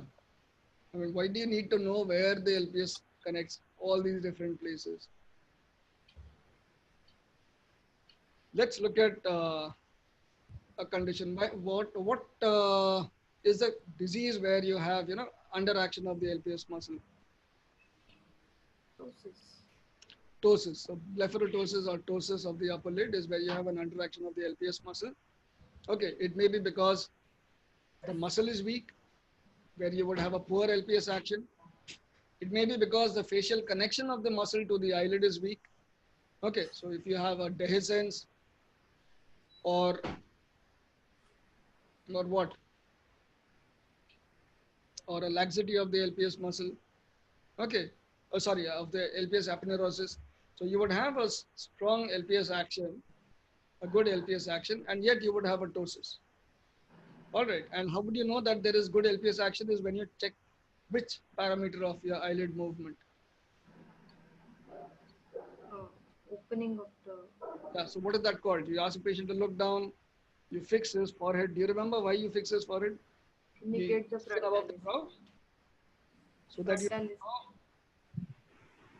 you don't allow this particular muscle to work. Remember when we started the class, we talked about the frontalis muscle. Block the frontalis, ask the patient to look down, block the frontalis, ask the patient to look up. So this is the lid excursion, otherwise known as the LPS action. Okay? And that is how you grade your LPS function. So in a patient who has a ptosis, who has good LPS action, and you find that the crease is high, that is one of the signs of ptosis. You find, especially in elderly people, that you have a loose LPS or a dehiscent LPS aponeurosis. What is it called? Aponeurotic ptosis. Okay. So in aponeurotic ptosis, why does the crease run up? You remember, we said that the lid creases because of the skin attachments of the LPS aponeurosis. Now the LPS is not, aponeurosis is not well connected to the tarsal plate. Okay. So why does the crease run up? Because there's unopposed pull of the LPS muscle here. Okay. That allows this thing to go higher up. So these are the signs that you look for in a ptosis where there is aponeurotic dehiscence. All right. When you're doing ptosis surgery, it's important that you don't dissect too far up. Otherwise, you'll destroy this connection to the LPS muscle. And when that happens, you actually have what is known as a conjunctival prolapse. The fornix prolapses out. Okay, so when you're separating this structure, you have to watch out that you don't go too far. All right, this is where you would do your LPS surgery, in this plane. This plane as well as this plane. When you're dissecting, separating it from the posterior structures, the molars and the conjunctiva. Okay, let's come to the molars muscle now. Okay, so the molars muscle, as we were saying, is a smooth muscle, unlike your LPS muscle, right? And the molars muscle is not innervated by the third nerve. It has a sympathetic supply. There is a corresponding structure in the lower lid as well. So the lower lid again has a fascial connection which arises from the inferior rectus muscle. Okay, it splits around the inferior oblique, which is the transverse muscle you see here, and then it goes and attaches itself to the lower border of the tarsus, just as you would find the aponeurosis attaching itself to the anterior surface of the tarsal plate in the upper lid. So this attaches to the lower border of the tarsus along with a few smooth muscle fibers. Okay, so this is not a well-defined structure, but together the facial sheath as well as these smooth muscles, they constitute what we call the capsule or the lower lid retractors, which is the capsule palpebral fascia and the inferior tarsal muscle. And the septum here attaches close to this, unlike what you see in the upper lid where it attaches to the LPS aponeurosis away from the upper lid margin. Sorry, up from the upper tarsal border. Let's go back once more. There is something I missed here. There are racial differences in this attachment. Okay, so in most Indians as well as people in the West, you would have a prominent lid crease, which allows you to have a good appearance of the tarsal plate. Okay, that is known as a tarsal show. Let's go back a little more. Sorry. If you look at here, so you have visible tarsal plate here. This is called tarsal show. Okay, and this is a typical Caucasian or a Negroid lid crease. But there is a variation. In Eastern India and in the East Asian races, what you would have is that this lid crease is much lower. Okay, as a matter of fact, this lid fold often covers the lid crease. All right, and the reason is the way the septum is attached. So in Asian eyelids, what happens is that the lid, this septum here attaches lower down, somewhere over where the tarsal plate is. But what is it attaching to? Not to the tarsal plate, it is attaching again to the LPS aponeurosis. And this preseptal fat, sorry, the preaponeurotic fat here, it comes down lower onto the skin, which is why Asian lids have a heavier appearance. Okay, and again, the reason why the crease is much lower down. So when you're going to do a blepharoplasty on someone from Eastern Asia, the steps that you would do would be somewhat different. Okay, this is where we were. If you have paralysis of the molars muscle, okay, how much would the lid drop down? By how many millimeters? In other words, how much does the molars muscle contribute to maintaining eyelid position? 2 millimeter. 2 millimeters, 2 to 3 millimeters. Okay. And for correcting mild ptosis, so mild ptosis is defined as ptosis up to 2 millimeters, right? You could actually correct it by operating on the molars muscle alone. Okay, so there are two kinds of surgery for mild ptosis. One is where you remove a portion of the tarsal plate along with the conjunctiva. Okay. It's called a fascial Servat procedure. It's important when you're doing a fascial Servat, before you do a fascial Servat procedure, that you measure the upper tarsal height. Normally, this is about 10 millimeters. Unless you have at least 8 millimeters of tarsal plate in the upper lid, you would not do a fascial Servat procedure. Okay, because you could be removing about 4 millimeters from here and 4 millimeters of molars along with conjunctiva. But in a molarectomy, you do not disturb the upper tarsal, the tarsal plate itself. So there you can actually do a bigger excision. Okay. How would you test whether the mollarectomy is going to function. So you're going to remove a portion of molars muscle, only molars muscle, you're not going to shorten the LPS, you're not going to do an LPS resection. You just want to shorten molars muscle, but you want to know whether your surgery is going to work. How would you test that the molars muscle function is such that your surgery is going to work? Phenylephrine. Yeah, phenylephrine. Who said that? Ruchi. No, sir. Okay, so phenylephrine test. How much phenylephrine? 1%. Normally phenylephrine कितना आता है? 5%. Okay, so you instill phenylephrine into the eye. What would happen is that the lid would go up by 2 millimeters. If you find you have a mild doses and you give phenylephrine and it matches the other lid, that means your polyrectomy is going to work. Okay, let's come to the blood supply. Okay, so what you have is that the lids are supplied by vessels known as the palpable vessels. Okay, palpable arteries. You have a pair of medial palpable arteries and you have a pair of lateral palpable arteries. Okay, the medial palpable arteries, they arise from the ophthalmic artery, while the lateral palpable arteries, they arise from the lacrimal artery. There is a slight difference in the way these vessels are distributed in the two eyelids. Okay, if you look at the upper eyelid, you have a marginal arcade here. This marginal arcade is in which plane? This is in the suborbicularis plane. And you also have a peripheral arcade here. This is in a different plane. And where is this? This is actually between the LPS, aponeurosis, and the Muller's muscle. So there's a tiny space, a tiny triangular space above the upper border of the tarsus. And this is where you would find this blood vessel. So when we're doing an LPS resection, for example, when we disinsert the LPS aponeurosis, okay, this is what we're trying to look for, this arcade, this peripheral arcade along with these vertical vessels which are going down, which would help us to identify the molars and the conjunctiva muscle, because this is just in front of the molars muscle. Okay.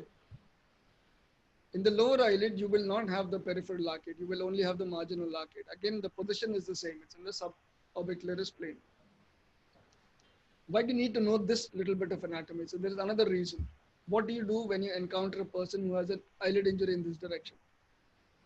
Okay, or you are about to resect a tumor, say this tumor here, you resect and you have to cut across these blood vessels.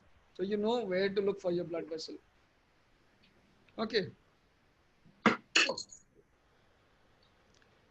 other thing is that the eyelids have an excellent blood supply because there are anastomosis with two systems. It has anastomosis with both the external carotid artery. I think Deblina answered a question on this subject yesterday, isn't it? Who was it, Deblina or Devaruti yesterday? Madam asked a question about this ring of anastomosis. Hmm? Deblina. Deblina chupa good. Okay, so you have a very nice vascular anastomosis here, both from vessels which are arising from the external carotid.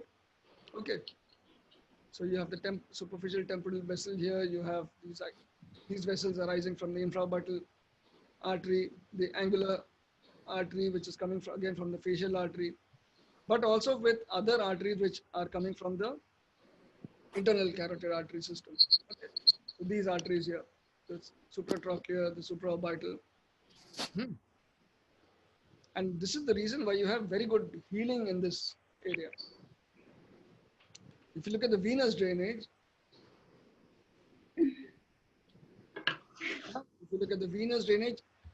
there is a plexus of vein again following the same pattern, and these end up in the angular vein here, okay, as well as the superficial veins which are draining out from here. All right. How is this important to you? So if you see where these veins are draining, they're draining into the orbit, right? And where do these veins drain into? Which structure? Which intracranial structure? Cavernous sinus. Cavernous sinus. And where does this drain into? The infraorbital vein? Pterygoid plexus. Okay. Deep pterygoid plexus. Yeah. Okay. So what happens if you have an infection in this area?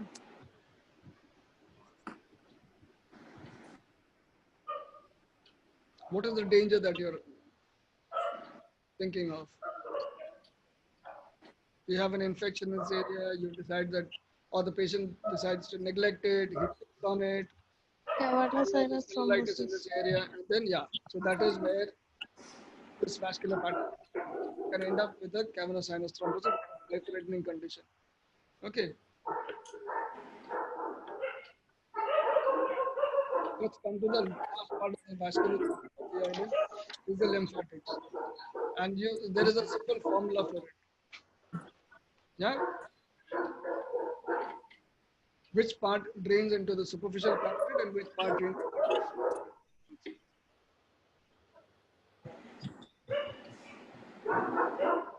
there's a formula for that. If you look at hold it up here, so the lateral one third of the lower lid and the two thirds of the upper lid, they drain superficial parotid of the angle. Okay. While the medial one third of the upper lid and the medial two thirds of the lower lid, they end up in the submandibular nodes, which again end up in the anterior cervical chain. What is the importance of this lymphatic drainage?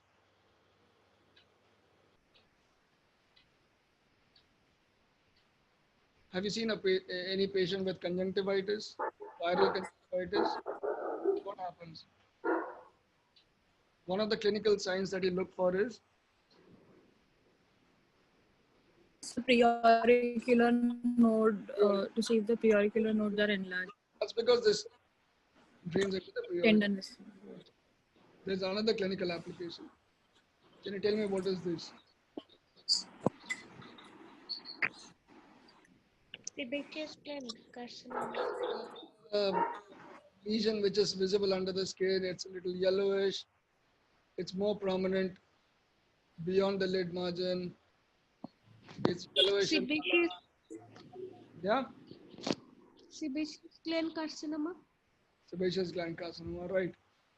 So again, now that you know that there is a malignant tumor in the eyelid, what are you going to look for next?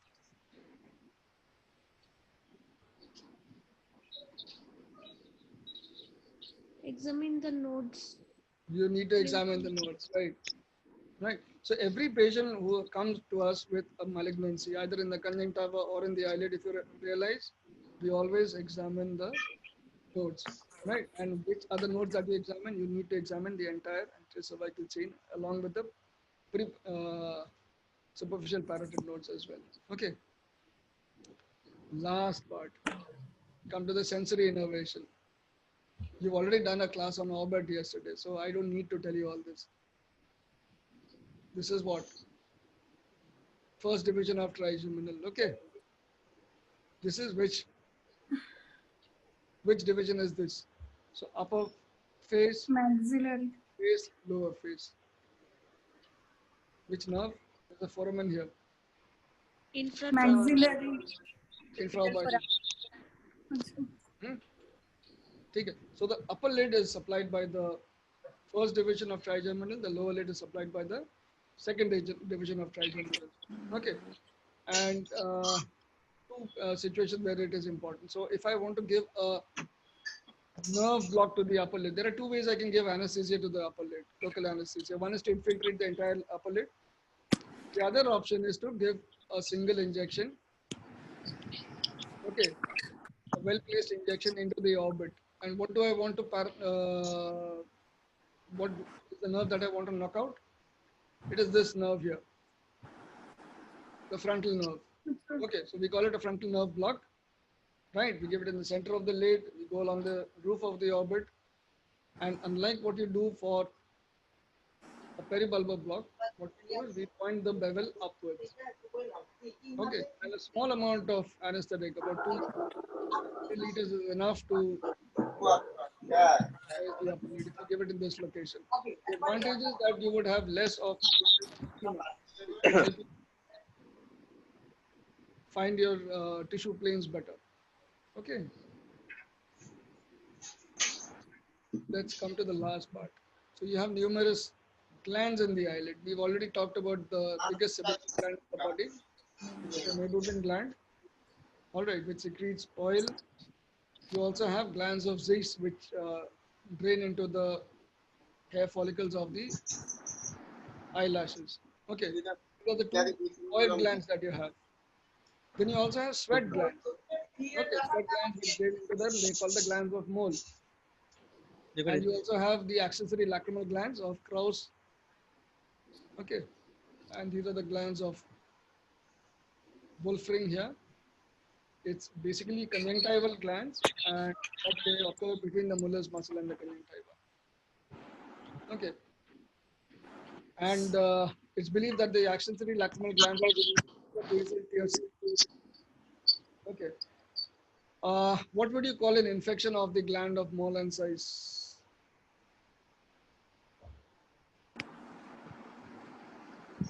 The glands of mole and size, two separate kinds of gland. One is a sweat gland, the other is oil secreting gland. Yeah? In the anterior border of the lid, they actually open into the eyelash roots, right?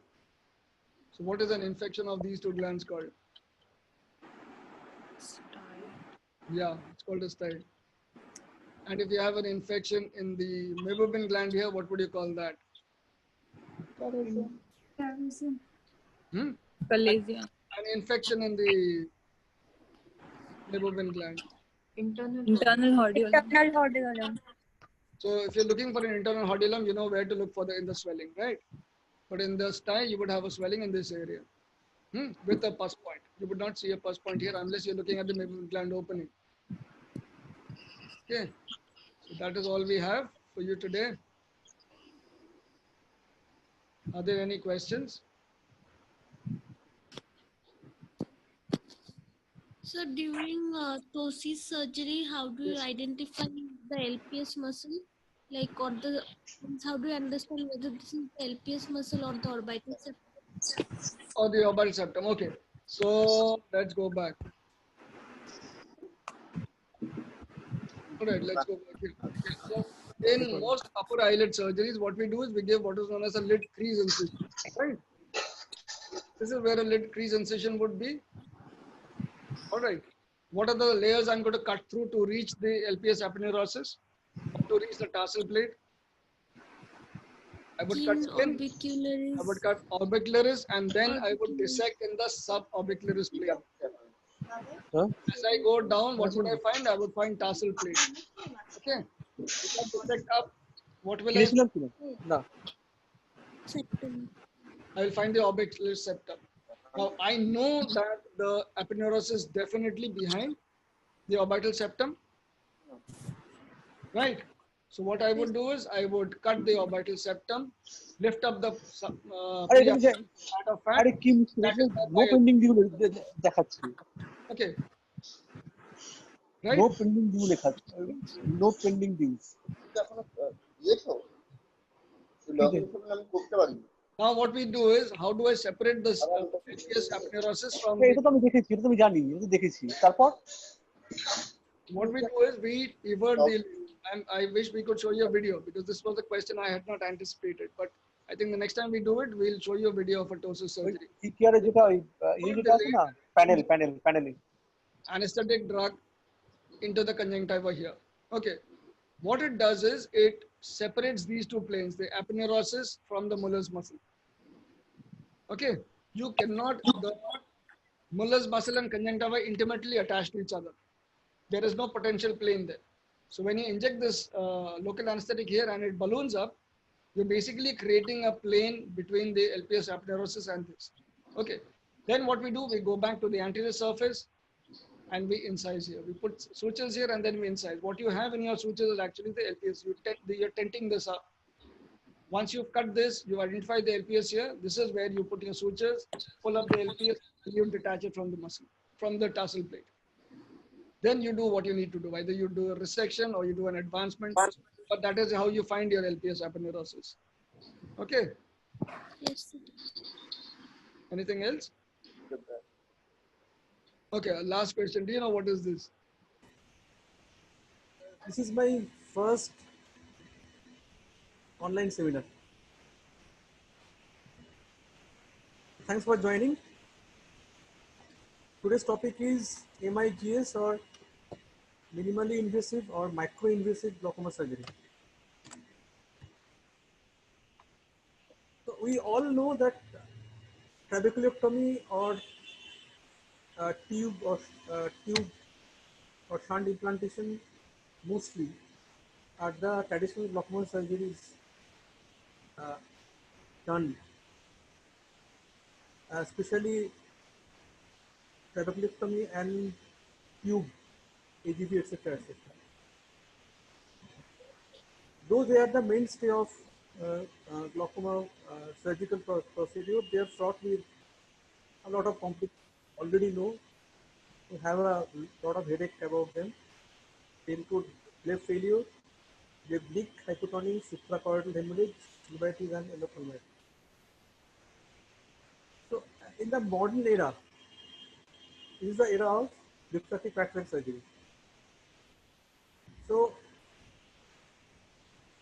as glaucoma surgeons, we also are in need of such a procedure which is less traumatic, more aesthetic, and more predictable. So here is the need for minimally invasive glaucoma surgery. There is a lot of controversy. Some say it shouldn't be called MIGS, it should be called MEGS, minimally effective glaucoma surgery.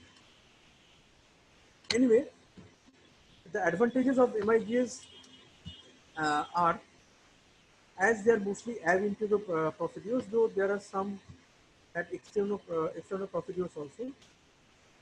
They are microincisional procedures, so the conjunctiva is preserved.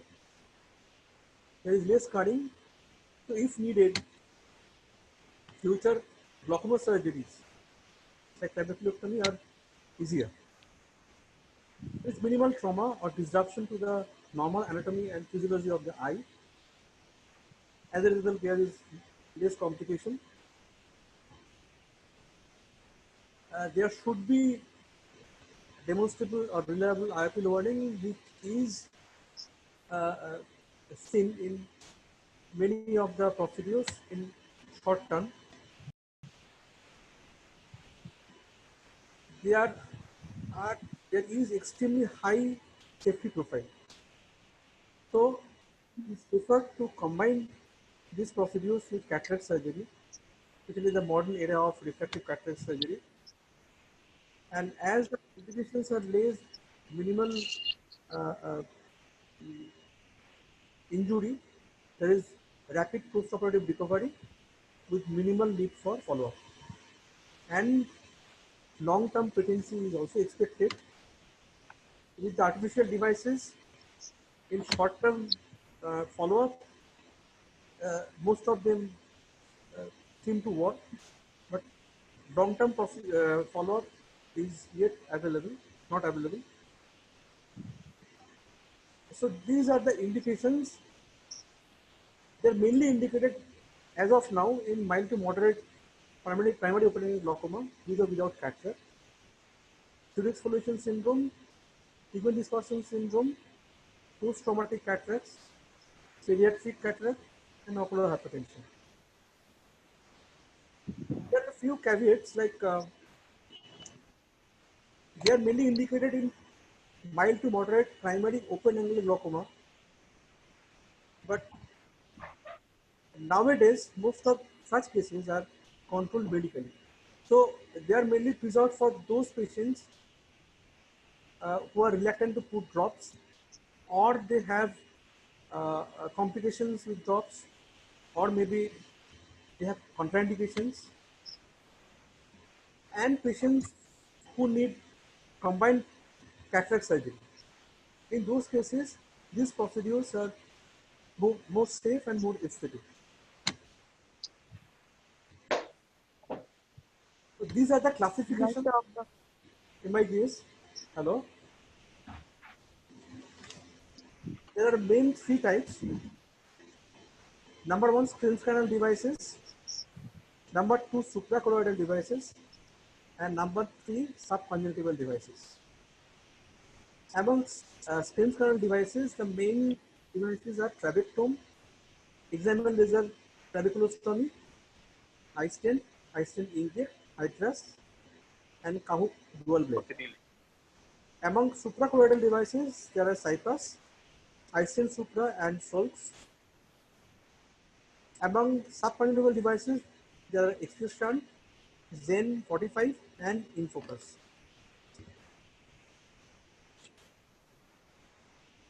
This slide shows the procedures. There are some procedures which are ab internal and some procedures which are ab external. Most of the procedures are ab internal, as I told earlier. This shows the mode of action or how they act. Follow-up period is not long. Because this short follow-up period, maybe 1 to 3 years. These are the results summarized in the table. Iota reduction is maximum with the screen scanner or trabecular mixture procedures, followed by suprachoroidal procedures, and lastly, the iota reduction is least with subconjunctival devices. Now let's come to these procedures in short. Start with the procedures involving screen scan and trabecular mixture. First is iStent. iStent is a shunt into the screen scanner. It is probably the smallest medical device implanted into human eyes. The length is less than 1 millimeter and width is 0.5 millimeter. It is a heparin coated titanium stent. It is implanted ab internal using an injector into the screen scanner as visual under visualization. And as is a very small uh, device, more than one stent may be needed to achieve additional algorithm. This is how it is inserted. This part positioned in the anterior chamber is called snorkel, and the part inside the trabecular inside the screen canal has everything which holds the device in the screen canal. I have a video. I don't know whether it will run or not. Yeah.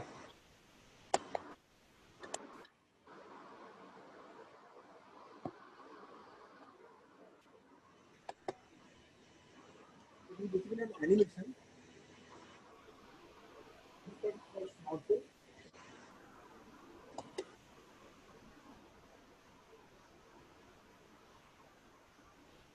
The comparison inside optical volume scope, insertion,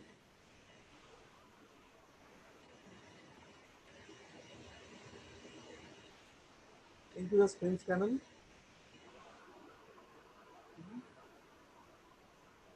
the slight hypema.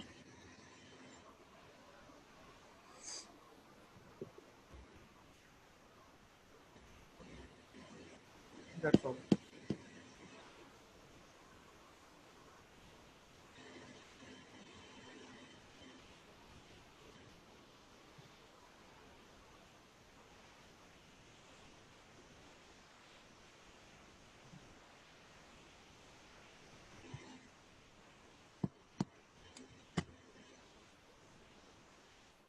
Another device called iStent Inject. It looks like this. It is even smaller. It has a diameter of maybe 30 micrometer and height of 260 micron. Also inserted through under a gyroscope and with inserting device. Usually two devices are inserted 90 degrees apart. The gyroscope will look like this.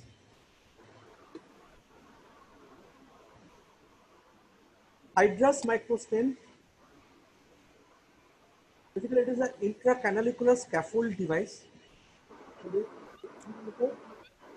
made from a highly flexible biocompatible alloy of nickel and titanium. It is called butanol. This part projects into the anterior chamber, and the hole is 1 millimeter in length, and the remaining 7 millimeters is inside the Sten's canal. And the back side of this device is completely open so that the collector channels are not obstructed, and there are windows towards the Sten's towards the anterior chamber. Sorry. Trabeculotomy, these are basically modification of goniotomy. Goniotomy, as it is done with a knife, it can cause injury to the outer wall of the Sten's canal. The collected channels are there, and if there is injury, there is cutting and there is failure of the procedure. This fabric tone prevents damage and scarring of the outer wall of the Sten's canal. Usually ablates about 1 degree of clavicular network and the inner wall of the Sten's canal. The procedure is done through with a disposable handpiece, which is used for electrocautery, irrigation, and aspiration. Basically, it is an electrocautery done with a radio frequency of 550 kilohertz. Pilocarpine is masked during surgery to constrict the pupil and clear the angle. And sorry.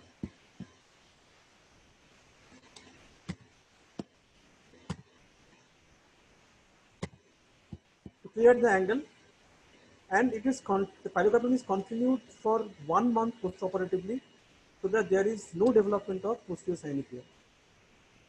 Peripheral anterior synechiae. Usually, it is seen that it causes a reduction of 5 to 8 mm of mercury within 6 months to 1 year. This is the basic procedure. This gold tip is inserted into the Sten's canal like a finger, and this protects the collector channels. And the radio frequency current is applied over the Sten's canal to ablate it to maybe 180 degree. This is a video. A small incision, maybe less than 2 millimeter, visco injected. This is the trabeculotomy irrigating device. Gonioscope being applied.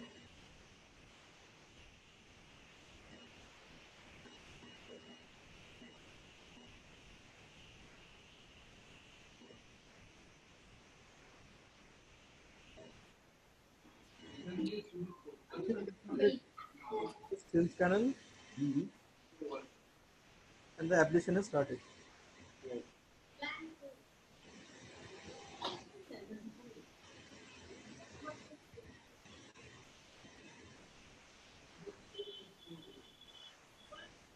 Okay, at end of the procedure, the incision site is featured.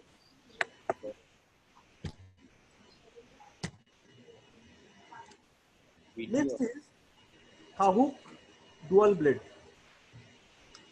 Basically, what we have seen in trabeculotomy, Kahuk dual blade does more or less the same thing, but mechanically with a special knife which has a ramp which helps to elevate the trabecular meshwork along with the inner wall of the Sten's canal, and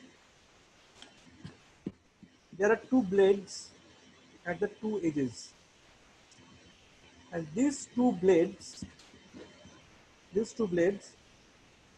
cut the upper and lower margins of the trabecular meshwork to maybe 180 degree, and this whole strip of detached trabecular mesoscleral is ultimately taken out with visco or irrigating devices.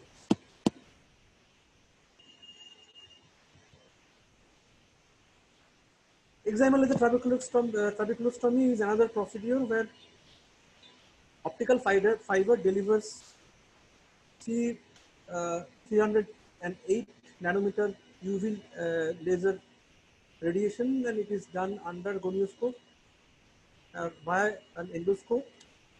Usually it makes 10 such channels, small channels, through trabecular mesoscleral to connect Sims canal with the anterior chamber. Now let's come to the procedures which are more or less similar to trabeculotomy, but they are all ab interned. The first is trap 360 degree. This is done through this formidable looking device. It is inserted into the anterior chamber, and through the inserter a cannula, maybe eye stent or maybe a suture, is inserted into the Sims canal to 180 degree, and then it is torn into the anterior chamber, and this whole 180 degree of Sims canal is open into the anterior chamber.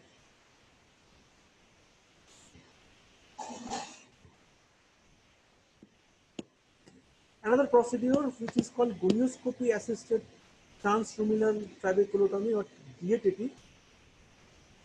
Here there is no such device, but the procedure is same. It is done with microforceps. First, a goniotomy is done at one place, and with a microforceps, either a eye stent catheter or a suture, a nylon suture, 650 or 60 nylon suture. Sorry, I'm telling eye stent, not eye stent, eye track catheter. Sorry, eye track catheter is inserted into the Sims canal to 360 degree, taken out through the same incision, goniotomy incision, and the whole thing is torn inside the tightened inside the anterior chamber to clear the trabecular mesoscleral. There is another modification which is called ABIC or ab interno canaloplasty. This ab interno viscodilatation of Sims canal is basically different from the previous procedures. Is that in that here we viscodilate the Sims canal through a catheter, but the basic procedure is same. Next comes the suprachoroidal devices. Among the suprachoroidal devices, we have Cypress microstent, which enhances the suprachoroidal aqueous flow in patients with primary open angle glaucoma.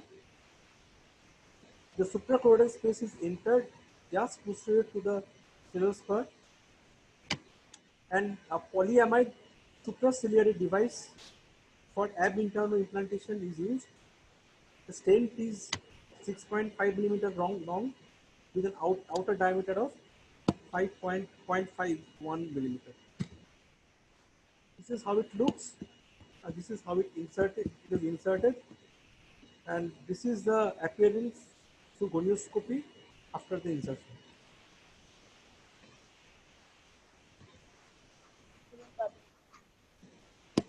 Next is eye stent supra. It is basically same as Cypress. It is a variation of just probably some material is different. There is a titanium sleeve here, but the basic procedure and principle is same as Cypress. Another device is called suprachoroidal gold implant. Basically, it is a double plate implant. This is implanted ab externo through the suprachoroidal space into the anterior chamber. There are fine openings here, and aqueous in between these plates goes to the suprachoroidal space. Now the subconjunctival devices. Aqueous or Zen gel stent. There has been a lot of talk about this device. It is a 6 millimeter long, which is made of a permanent soft collagen derived gelatin cross-linked with glutaraldehyde. It is non-inflammatory, and there is nearly absent fibrotic or vascular response. It hydrates on contact with water, conforming to the tissues, minimizing migration, erosion, and endothelial damage. The basic principle is based on laminar fluid dynamics, which maintains an IOP at 6 to 8 millimeter of mercury, mainly used in primary opening and glaucoma. There are three models: 45, 63, and 140 micrometer. Among them, this Gen 45 is currently available, but this is the basic procedure. We enter immediately opposite, enter the go through the angle through the sclera into the subconjunctival space, and release the implant. Understand? This is how it looks in OCT post implantation in the size comparison. But there are few issues with this Gen implant, uh, for which the implant is currently withdrawn from the market, probably for modifications. The causes of concerns were dislocations in anterior chamber. There are reports of movement of this implant with eye movements and blinking, movement into the anterior chamber, and subsequent endothelial decompensation.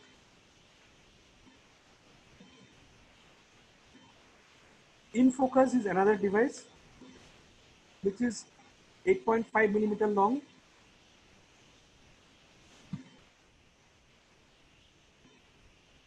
The outer diameter is 350 micrometer, internal lumen is 70 micron,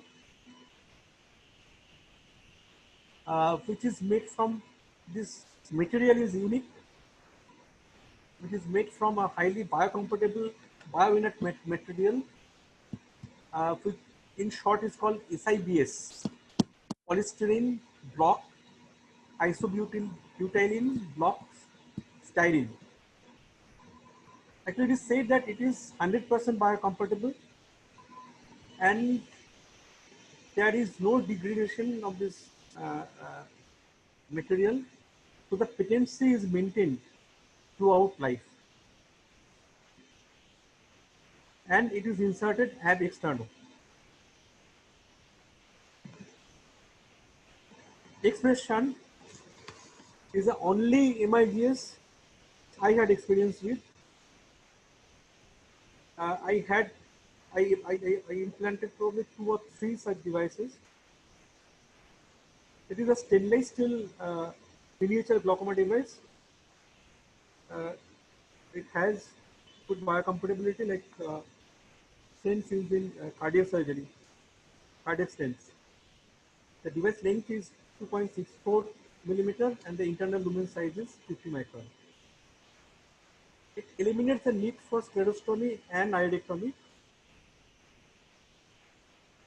There are combining benefits like IOP lowering efficacy is almost similar to trabeculectomy, but the risk of complications are also lower. This is a procedure. This is the probe with which it is inserted. There is a releasing button here. Uh, First, you create a pre-incision path below the scleral flap.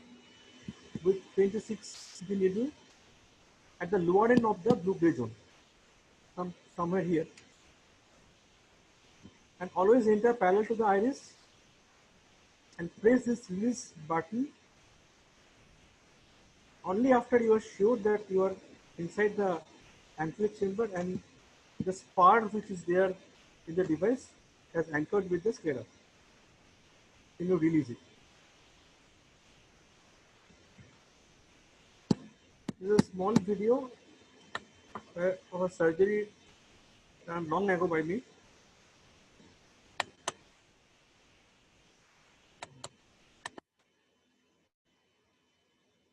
Yeah.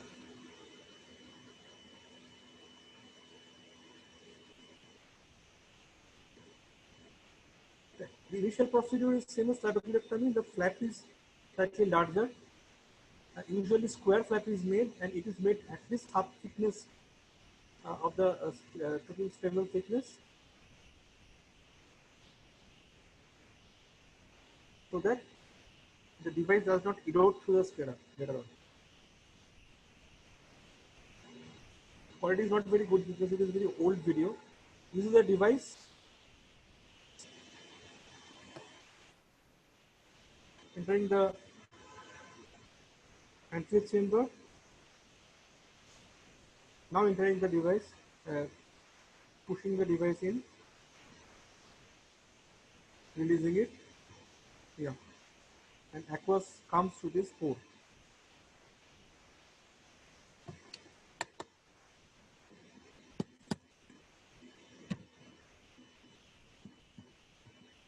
So this is the picture of that same patient post-operatively.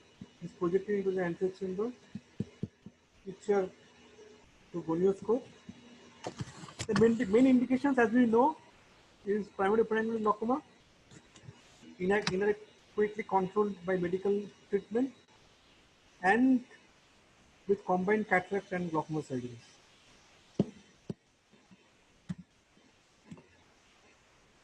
Endoscopic cyclophotocoagulation is another procedure. This procedure is done directly over the ciliary processes. Roughly 240 to 300 degree of the process is treated. Can be used in open or closed angle glaucoma. So as it is done behind the iris, no issues with angle closure glaucoma. And as it is a cyclodestructive or coagulative procedure, it can be done in tried in advanced glaucoma too. But there are complications as it is destroyed, injuring the ciliary processes. There could be chronic inflammation, CME, cataract, hypotony, and hyphus bulbi. But in maybe those cases which have advanced glaucoma along with cataract, it can be combined with cataract surgery.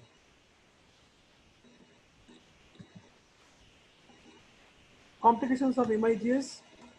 There are few complications unique to MIGS, like hyphema, especially with angle procedures. It is very, very common, almost universal, but it subsides with time. There may be cyclodialysis, displaced detachment. Cyclodialysis is more common with supracoronal devices. And as I have told earlier, there could be implant dislocation and loss, because very small implants like eye stent are sometimes lost and could not be found. But the incidence is very, very, very rare. There could be corneal decompensation, and there are complications of internal procedures because we are entering the anechoic chamber, but as the entry is very small, the frequency and severity of these complications are very rare, very low. So in conclusion, we have seen that the there are about 15 or more MIGS devices, and all of them are directed mainly for mild to moderate primary opening of glaucoma.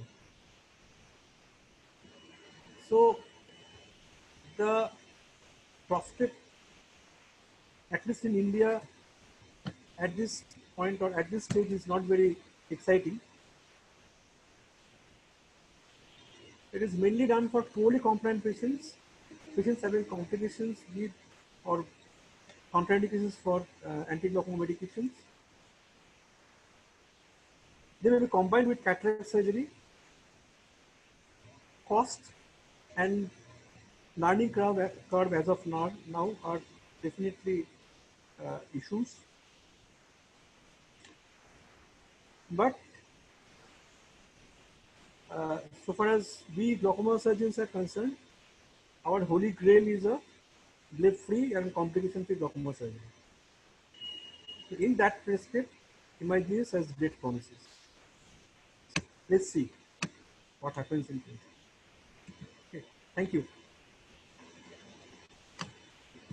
So this is in short the discussion about MIGS. So now if you have questions, I can take it.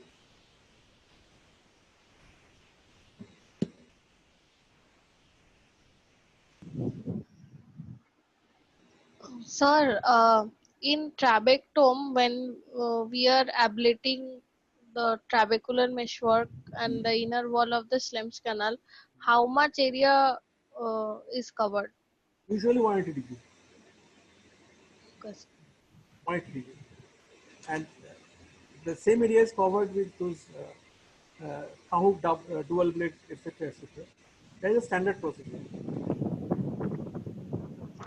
You can do less according to your need, but usually 180 degree is recommended. Okay, sir.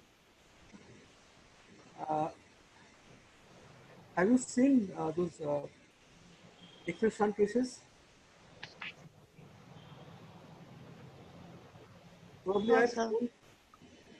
We Uh, saw in a video. You have shown us video in your class. but I've shown in with the patients also. Actually, the first case I did was in advanced glaucoma case. The case fared well, but usually it is not indicated for advanced cases.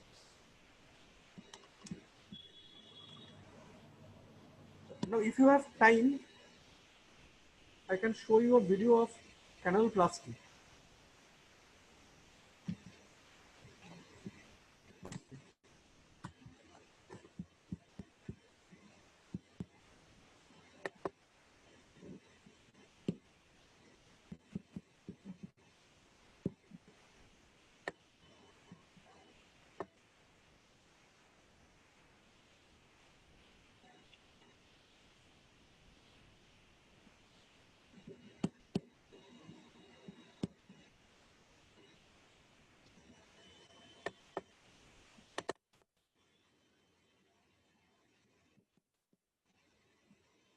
The canaloplasty is a ab external procedure, maybe a procedure, a modification of viscocanalostomy. Whereas the same eye tract catheter I have mentioned earlier in those uh, TAP CCTV cases, etc., etc. So the same catheter is used for injecting viscoelastic into the Schlemm's canal and threading suture into it. Actually, the basic principle of this procedure is dilating the Schlemm's canal and injecting viscoelastic and tightening the sutures so that the Schlemm's canal is stretched, thereby increasing the aqueous flow. Okay, the tension of the sutures expand the trabecular meshwork into anterior chamber. May be used for trabeculotomy also.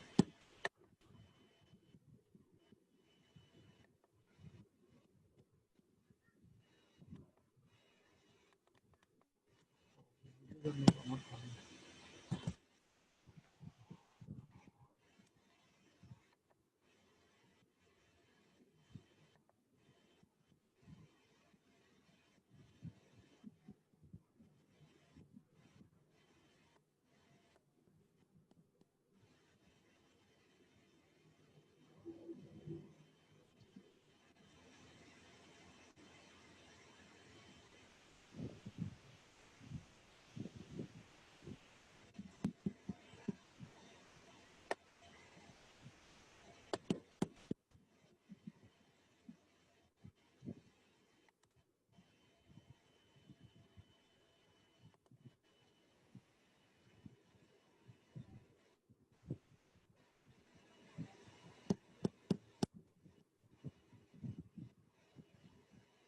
liquid called aqueous humor fills the front of the eye and provides nourishment to the tissues.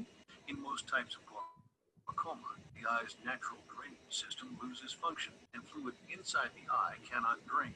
This lack of drainage causes elevated intraocular pressure or high The video ইনারা is স্ক্রিনে visible. আসছে না, damages the sensitive বলছি optic nerve and results স্ক্রিনে আসছে না, ওটা আলাদাভাবে প্লে করতে পারো। through a tiny No, sir. Only voice is coming. Video is not coming. primary drainage channel, lens canal, which is located directly beneath the iris. This straightforward and minimally invasive procedure enlarges this main drainage channel and the smaller যেখানে শুধু ভিডিওটা আছে ওখান থেকে play করো, চলে আসবে। ওটা টেস্ট করতে হবে না, ভালো।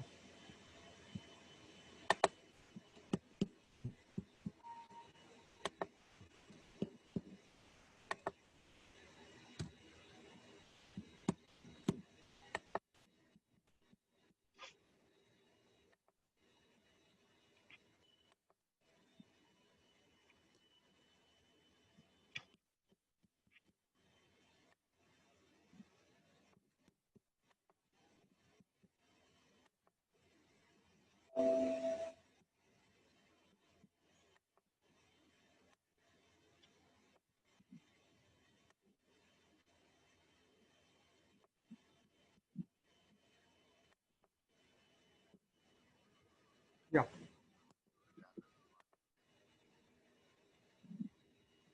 This is the initial flap,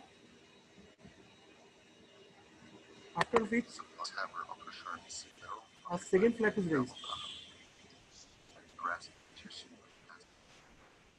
to deloof the squamous canal.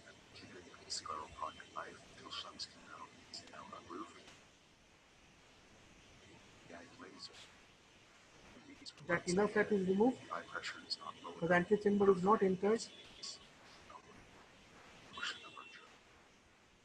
Now the catheter is entered. It has this illuminating tip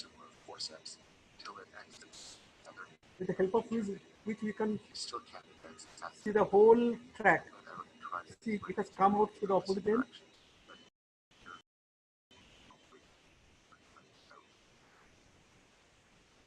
The whole squamous canal, it has come out.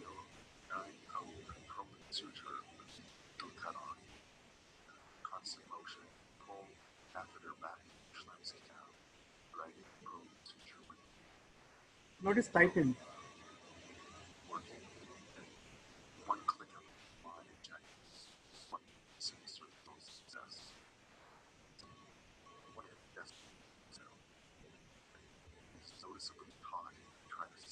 Actually, a suture is tied with this stent, and with the suture, with knot it is tight. The suture is tightened. At its tightened, the trabecular mesoid is stretched, and the squamous canal opens or dilates. And with the same catheter, we can inject viscoelastic.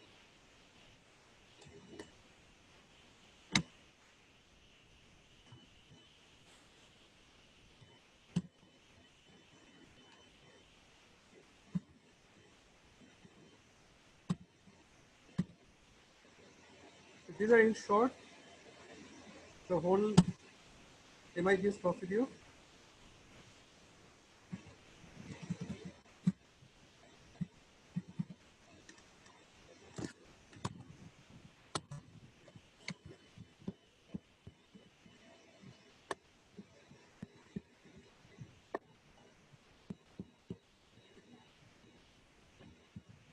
So, if you don't have any question, may I ask questions? Sir, I have a question. Who? Like the Dibarati. Oh, Sir, yes. can this ab interno procedures can be done in cases after trap failure where there is conjunctival scarring and all? Because These images procedures are usually, especially those subconjunctival procedures, are not usually indicated after trap. But these angle procedures you can do, or suprachoroidal procedures you can do. Because if there is extensive scarring and you insert a tube through angle into under the conjunctiva, sometimes there is no space, insertion is difficult, and even if it is inserted, it is bound to fail. okay, sir. Okay.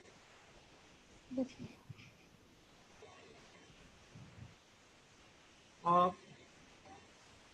can anyone tell me the complications of trabeculectomy?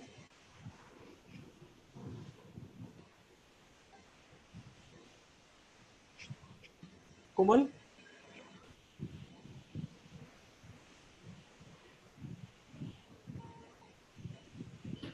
Yes, sir. Complications of trabeculectomy? Sir, there can be intraoperative complications like excessive hemorrhage or sorry, and Hemorrhage from where? then post-operatively we can have hypotonous eye, we can have post-operative increased in the pressure, increased IOP, we can have bleb failure, we can have shallow anterior chamber, we can have suprachoroidal hemorrhage, uh, or choroidal effusion, Choroidal and hemorrhage post-operatively or intraoperatively? post-operatively.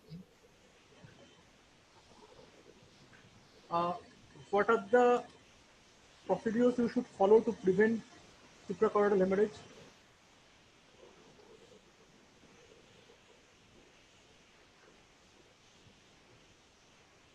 What are the steps you should follow to prevent suprachoroidal hemorrhage?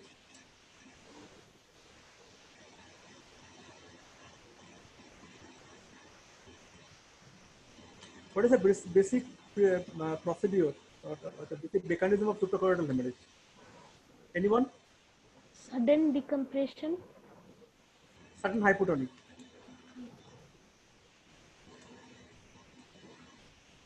So that ruptures the choroidal vessels, especially if they are sclerosed, or there are special situations where this complication is more frequent. Where are those situations? What are those situations? Nanophthalmic eye. Yeah, in hyperopic or anophthalmic eyes, where the sclera is thick. So the veins, especially the vortic veins, have to traverse a longer pathways, and they are less fixed. The surrounding is less flexible. So there is more chance of rupture, and they are less able to contract maybe. So to prevent this, what are the steps you should take? AC should be always filled with air or viscoelastic to prevent sudden First of decompression. all, preoperatively, the IOP should be lowered because the sudden lowering of intraocular pressure when we are entering the anterior chamber, that is very detrimental. So preoperative lowering of intraocular pressure is very important, especially in narrow angle eyes, hyperopic eyes, where this complication is more prevalent. Then, as you have said, we should prevent loss of anterior chamber, because all these have relevance with today's discussion, because MIGS is the main one of the main target of opting for MIGS is to prevent suprachoroidal hemorrhage, because as it is a micro incision procedure, there is less collapse of anterior chamber, and so the other complications are also less. So during trabeculectomy, number one, free of reduction of intraocular pressure. During trabeculectomy, the flap should be at least half thickness, not thinner, should be of adequate size so that it covers the internal stoma adequately. You can consider pre-placed suture so that in case of emergency, we can close the wound promptly. The internal stoma, we should take every care so that it is not posterior, so that ciliary body or the choroid is not in no way disturbed, because that will cause number one intractable hemorrhage, and that may lead to choroidal effusion of or hemorrhage later on. Okay.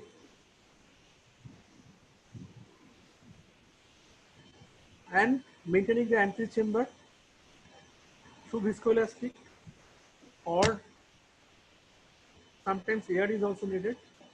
You have to take care about the superior stitch so that there is no undue traction over the eye, and adequate closure of the conjunctiva of the scleral flap.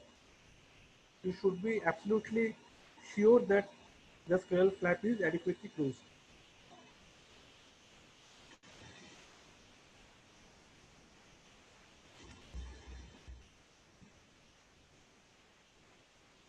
And the long-term procedures, the long-term complications, complications. The bleb failure can be there, and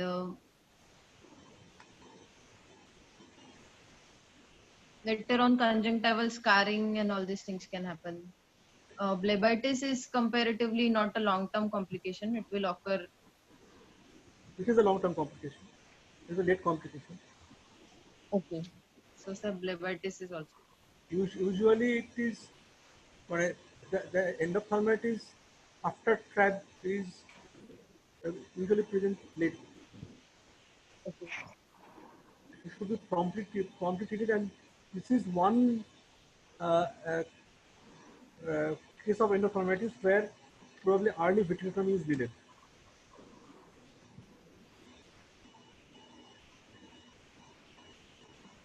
So if there is bleb failure means either the bleb is underacting or overacting. Yes. If the bleb is overacting,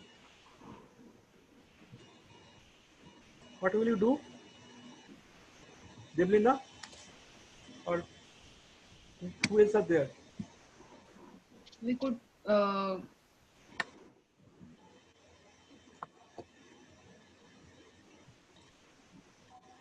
go for cauterization or close little closer by the suture. In the first post-op day, you see a bleb leak. So relaxing suture should be tightened. What relaxing suture? So in trabeculectomy, so relaxing suture should be tightened, sir. In the first post-op day. Yes, sir. If there is a leak, sir, then we can use that torpedo bandage.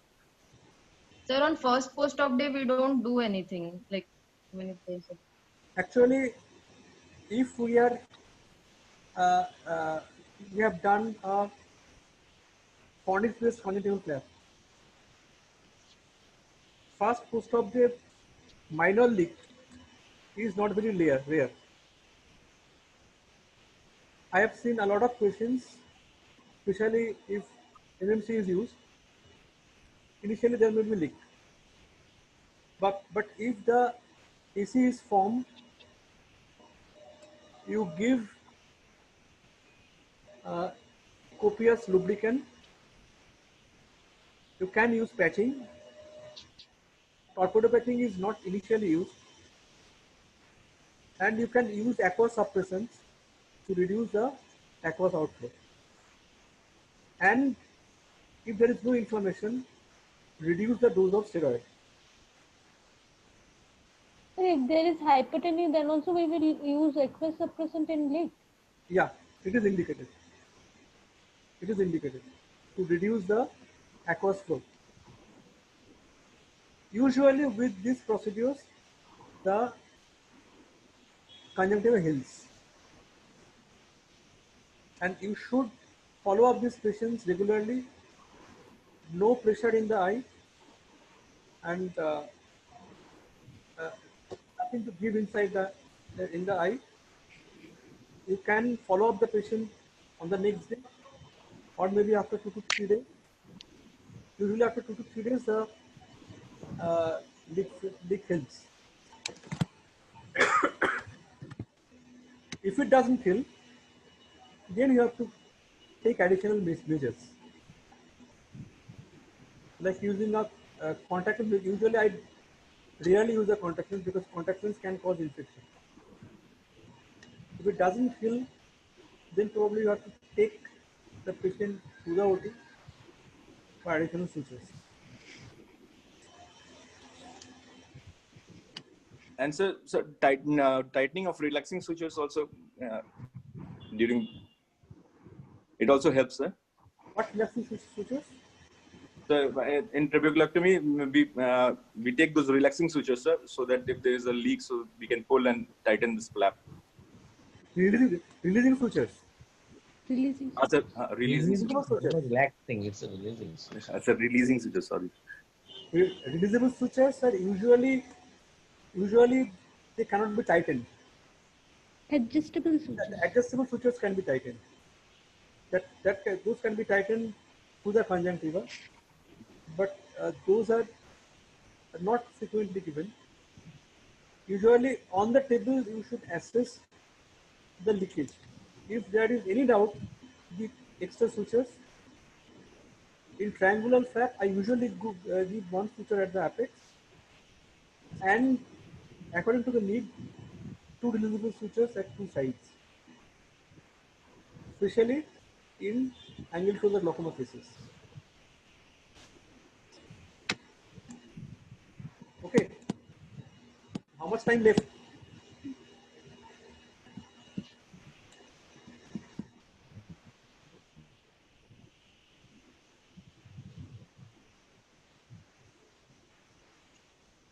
Okay, this MIGS comes as a long question in exam. Yes. Yes, sir. Yes, sir. This time we got this question. This year. Yes, sir. Okay. Otherwise, MIGS in Indian scenario doesn't have right now doesn't have any practical implications except this expression. Expression in high profile patients you can use because it is very expensive. Uh, the the device itself costs I think 26,000. So the ultimate cost of surgery will go up to 40,000 maybe. So the profile of patients coming to Susrut probably they cannot afford.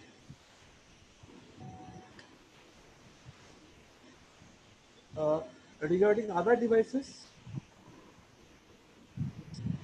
Zen implant we had. I personally I was enthusiastic about this, but ultimately it was huge jump. Bad luck for us. Let's see.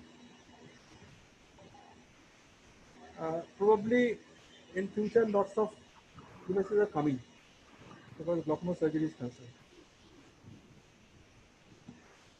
Sir, in eye syndrome, if the IOP is intractable, refractory IOP, then in those cases, which one is much acceptable? MIGs or your AGV? In I'm eye, not a glaucoma person, sir. It's my blank. in eye syndrome, I have tried trabeculectomy in 2 to 3 cases. Ultimately, in the long run, they will fail. So, eye syndrome is one disease where primary AGV implantation or valve implantation is indicated. I have done 2 or 3 cases. After the initial phase of ocular hypertension, they are doing well. One is in one Okay. case, the IOP is maintained without medication.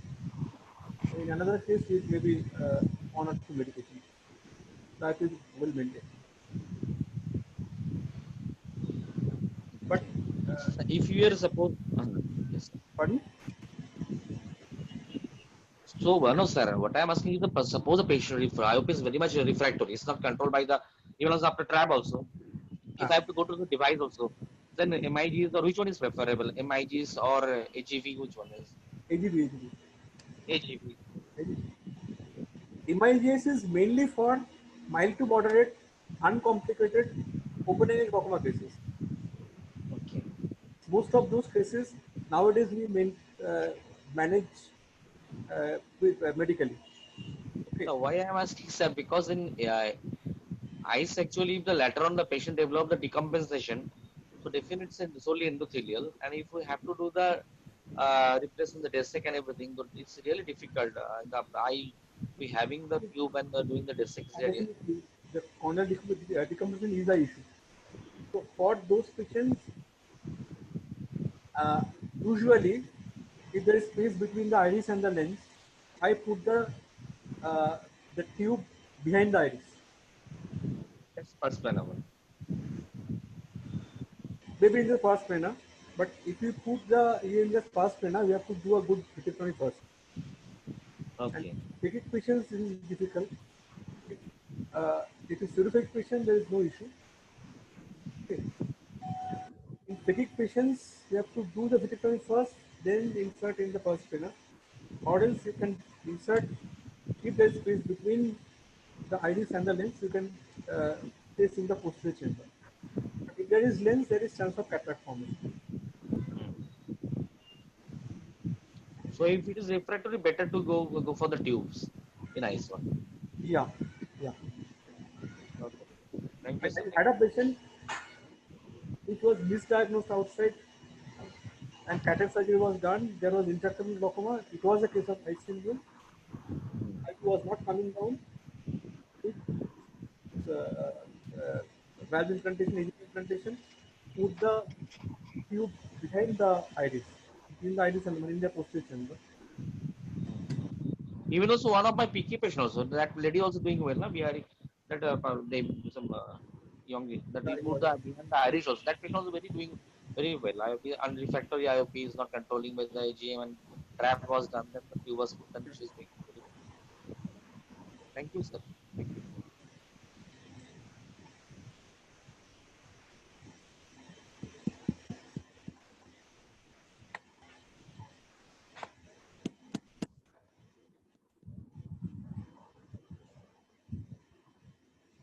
So there is time, or shall we close?